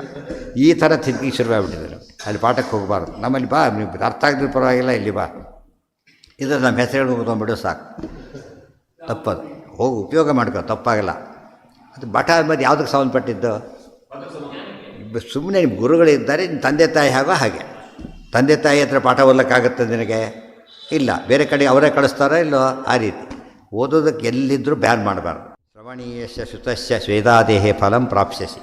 ಆದ್ದರಿಂದ ಶ್ರವಣ ಮಾಡಿ ಮಾಡಿ ಮಾಡಿ ಹೇಳ್ತಾರೆ. ಅದಕ್ಕೆ ಆಚಾರ್ಯ ಶೃಣುತಾಮಲ ಅದು ಕೇಳೋ ಅಭ್ಯಾಸ ಮಾಡಿ ಅಂತ ಹೇಳ್ತಾರೆ. ಅವ ಸತ್ಯ, ಅದು ಯಾವುದೋ ಕೇಳಬೇಡಿ, ಅವಲ ಸತ್ಯವಚ ಪರಂ, ಸರಿಯಾದ ಮಾತನ್ನು ಕೇಳಿ. ಇದನ್ನು ಇದನ್ನು ಮಾಡಿ ಹೇಳ್ತೇವೆ ಅಂತ ಹೇಳ್ತಾರೆ ಆಚಾರ್ಯರು. ಮಠ ಗೀಟ ಹೇಳಿದ್ರಲ್ಲ ಆಚಾರ್ಯ, ಬೇರೆಯವರು ಕನ್ವರ್ಟ್ ಮಾಡಲಿಲ್ಲ ಆಚಾರ್ಯರ. ಎಲ್ಲರೂ ಆಚಾರ್ಯ ಅವತಾರಕ್ಕೆ ಮಾಡಬೇಕಾಗಿತ್ತು. ಇರೋದನ್ನೇ ಮ್ಯಾನೇಜ್ ಮಾಡೋದು ಅವತಾರಕ್ಕೆ ಮಾಡಬೇಕು, ಅದಕ್ಕೆಲ್ಲ ಬೇಕೇ ಇಲ್ಲ. ಪ್ರಿಫರೆನ್ಸ್ ಕೊಡಿ. ಏನೋ ಪ್ರಸಂಗ ಬಂದರೆ ಪ್ರಿಫರೆನ್ಸ್ ಕೊಡಿ, ಸಮ್ ಮೀನಿಂಗ್ ಇದೆ. ಕೊನೆ ಪಕ್ಷ ಇಬ್ಬರಾಗಿದ್ದಾಗ ನಮಗೆ ಕೊಡಿ. ಗೊತ್ತಾಯ್ತು? ಅದು ಬಿಟ್ಟು ಇಲ್ಲಿ ಇಲ್ಲದೆ ಹೋದ್ರೂ ಪರವಾಗಿಲ್ಲ, ಬಿಟ್ಟು ನಿಲ್ಲಿಸ್ಬಿಡಿ, ಹಾಗೆಲ್ಲ ಮಾಡಬಾರ್ದು. ನಮ್ಮಲ್ಲಿ ಹಾಗೆ ರಿಸರ್ವೇಷನ್ ಕಾನ್ಸೆಪ್ಟು ತಪ್ಪಲ್ಲ ಅದು. ಬಟ್ ಅದೇ ಮೇನ್ ಆಗಬಾರ್ದು. ಇಬ್ಬರು ಈಕ್ವಲ್ ಇದ್ದಾರೆ, ಇವನಿಗೆ ಕೊಡಿ, ಏನು ತಪ್ಪಿಲ್ಲ ಅದರಲ್ಲಿ. ಯಾಕೆ? ನಾಲೆಡ್ಜಿಗೆ ಅಫೆಕ್ಟ್ ಆಗಲಿಲ್ಲ ನಿಮಗೀಗ. ಅವನು ಹಿಂದೆ ಬಂದಾಗ ಅನುಕೂಲ ಆಯಿತು, ತಪ್ಪಿಲ್ಲ ಅದರೊಳಗೆ. ಬಟ್ ಬರೋದೆಲ್ಲ ಕೊಡಿ ಅಂದರೆ ಫಜಿತ ಆಗುತ್ತಾಗ. ಅದು ನಮ್ಮಲ್ಲಿ ಶುರುವಾಗಿದೆ ಈಗ. ಹಾಗಾಗಬಾರ್ದು. ಏನಾ ಅದು ಹೇಳಿದ್ನ ಅಷ್ಟೊತ್ತು ಕಿವಿ ಬಿಡುತ್ತಲ್ಲ, ಆ ರೀತಿ ಸಂಧ್ಯಾವನ್ನೇ ಪೂಜೆ ಮಾಡೋಕ್ಕಾಗಲ್ಲ. ಗೊತ್ತಾಗ್ತಿಲ್ಲ. ಅದಕ್ಕೆ ತಿಳಿದಷ್ಟು ಎಷ್ಟಾದರೂ ಕಿವಿ ಬಿಡಲಿ ಸಾಕು. ಒಂದು ಮಾತು, ಒಂದು ಅಕ್ಷರ ಕಿವಿ ಬಿದ್ದರೂ ಕೂಡ ಯೋ ಸಮಾಧಿಗೆ ಚತಿ ವಾಚ್ಯಮಾನಂ ಮಹತ್ವ ಕೊನೆಗೆ ಹೇಳ್ತಾರೆ. ಒಂದು ಅಕ್ಷರ ಕೇಳಿದರೂ ಕೂಡ ಪುಣ್ಯ ಬರುತ್ತೆ. ಅಷ್ಟರ ಮಟ್ಟಿಗೆ ಅವಕಾಶ ಕೊಟ್ಟಿದ್ದಾರೆ ಪಾಠ ಪ್ರವಚನಕ್ಕೆ. ಅದನ್ನು ಬಿಡಿಸ್ಲಿಕ್ಕೆ ಟ್ರೈ ಮಾಡ್ತಾರೆ. ಯಾಕೆ ಇದೇ ಸಮಸ್ಯೆ ಬಂದಿರೋದು. ಎಲ್ಲೆಲ್ಲ ಓದ್ಲಕ್ಕದು ಆಗ್ತಾರೆ. ಆದ್ದರಿಂದ ಅದ್ರ ಬಗ್ಗೆ ಹೆಚ್ಚು ಮಹತ್ವ ಕೊಟ್ಟುಬಿಟ್ರೆ ಓದೋಕ್ಕೆ ಶುರು ಮಾಡ್ತಾರೆ. ಎಲ್ಲರೂ ಕಂಡು ಮಾಡ್ತವ್ರ ಹತ್ರ ಹೋಗಿಬಿಡ್ತಾರೆ. ಆದ್ದರಿಂದ ಓದೋ ವಿಷಯ ಹೆಚ್ಚು ಮಾಡಿದರೆ ಉತ್ಸವಕ್ಕೆ ಮಹತ್ವ ಕೊಟ್ಬಿಟ್ರೆ ನಿಶ್ಚಿತ. ಅದು ಉತ್ಸವ ಕಾಂಪಿಟೇಷನ್. ನಾವು ಜಾಸ್ತಿ ಅಲಂಕಾರ ಮಾಡಿ ಜಾಸ್ತಿ ತಪ್ಪಲ್ಲ. ಅವೆಲ್ಲ ಉದ್ದೇಶ ಮಾಡೋದು ತಪ್ಪಲ್ಲ, ಒಳ್ಳೆಯದೇ ಉತ್ಸವ ಮಾಡಿದರೆ. ಆದರೆ ಉದ್ದೇಶ ಪರಾರ್ಥ ಇರೋದು ನಮ್ಮದು ಭಾರಿ ಜಾಸ್ತಿ.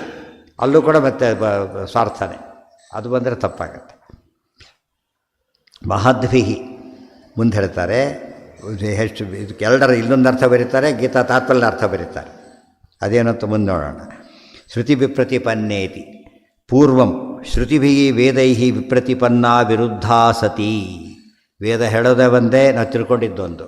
ಮತ್ತು ವೇದ ಓದ್ದವರು ಏನೋ ಹೇಳ್ತಿದ್ದಾರೆ, ಅದು ಬೇರೆ ಶುರುವಾಗಿತ್ತು. ಹಿಂದೆ ಬಂತು ಅದೆಲ್ಲ.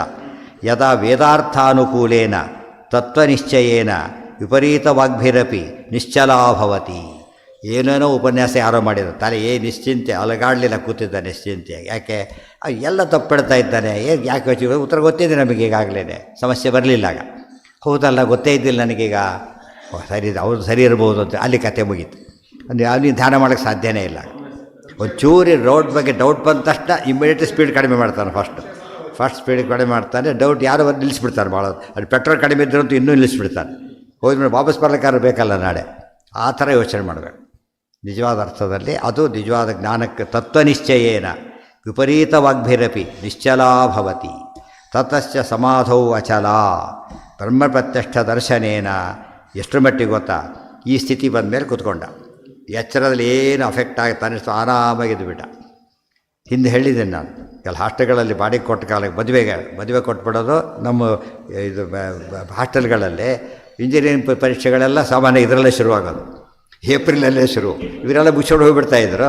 ನಾವು 4-5 ಜನ ಉಳ್ಕೊಂಡ್ರೆ ಏನಾಗ್ತಿತ್ತು, ಮದುವೆ ಕೊಟ್ಬಿಡೋದು ಬೇದಲ್ಲ. ಅವ್ರು ಜೋರಾಗಿ ವಾಲ್ಗ ಬರ್ಸ ಮದುವೆ ಮಾಡ್ತಾರೆ ಪಾಪ ಅವರು. ಅದು ತಮಾಷೆ ಕಿವಿ ಬೀಳ್ತಾನೆ ಇರಲಿಲ್ಲ. ಅದು ನಾವು ಓಡಬೇಕಲ್ಲ ಪರೀಕ್ಷೆಗೆ, ಅವ್ರು ಕೂಗಿದ ಕೆಲಸ ಏನು ಕಿವಿ ಬಿಡೋದಿಲ್ಲ. ಯಾಕಂದರೆ ಆ ಥರ ಕಾನ್ಸಂಟ್ರೇಷನ್ ಇದೆ. ಇದು ಯಾಕೆ ಈ ವಸ್ತು ಬೇಕಾದ್ರಿಂದ ಇಲ್ಲಿ ಅರ್ಥ ಆಗದೆ ಹೋದರೆ ಇಲ್ಲಿ ಡಿಸ್ಟರ್ಬೆನ್ಸ್ ಶುರುವಾಗುತ್ತೆ. ಅರ್ಥ ಆಗದೆ ಹೋಗಿಬಿಟ್ರೆ ಏನು ಇದು ಎಷ್ಟು ಪಜಿತ ಆಯ್ತಲ್ಲ ನೋಡಿ, ಒಳಗಿನ ಡಿಸ್ಟರ್ಬೆನ್ಸ್ ಇದು, ಅದು ಹೊರಗಿನ ಡಿಸ್ಟರ್ಬೆನ್ಸ್. ಇವನು ಎರಡೂ ಆಗೋದಿಲ್ಲ ಅಂತ ಹೇಳ್ಬಿಡ್ತಾವೆ, ಒಳಗೂ ಆಗೋದಿಲ್ಲ ಹೊರಗೂ ಆಗೋದಿಲ್ಲ. ಅದಕ್ಕೆ ಓದಬೇಕು ಅಂತ ಹೇಳಿದ್ದೆ. ಇನ್ನೊಂದು ಪ್ರಶ್ನೆ ಯಾರೇ ಹೇಳಿದ್ರೆ ತಕ್ಷಣ ಉತ್ತರ ಗೊತ್ತ ಯಾವಾಗಯ್ಯ ಅಂತ ಹೇಳಬೇಕು, ಆ ಲೆವೆಲ್ ರೀಚ್ ಆಗಬೇಕು. ವಿಪರೀತ ವಾಗ್ಭಿರಪಿ ನಿಶ್ಚಲಾ ಭವತಿ ತತಶ್ಚ ಸಮ. ಆಗ ಮನಸ್ಸು ಶಾಂತ ಆಯ್ತು. ಈಗ ಆಗ ಯಾವ ಸ್ಥಿತಿ ಕೊಡ್ತಾನೆ ಗೊತ್ತಾ, ಬ್ರಹ್ಮಪ್ರತ್ಯಕ್ಷ ದರ್ಶನೇನ ಭೇರೀತಾಡನಾದವಪಿ ಪರಮಾನಂದ ಮಗ್ನತ್ವಂ. ಪಕ್ಕದಲ್ಲಿ ಕೂತ್ಕೊಂಡು ಭೇರಿ ಬರೆಸ್ತಾನವನು, ಪಕ್ಕದಲ್ಲಿ ಕೂತ್ಕೊಂಡು ತಾಯಿ ಡಿಸ್ಟರ್ಬೇ ಆಗೋದಿಲ್ಲ.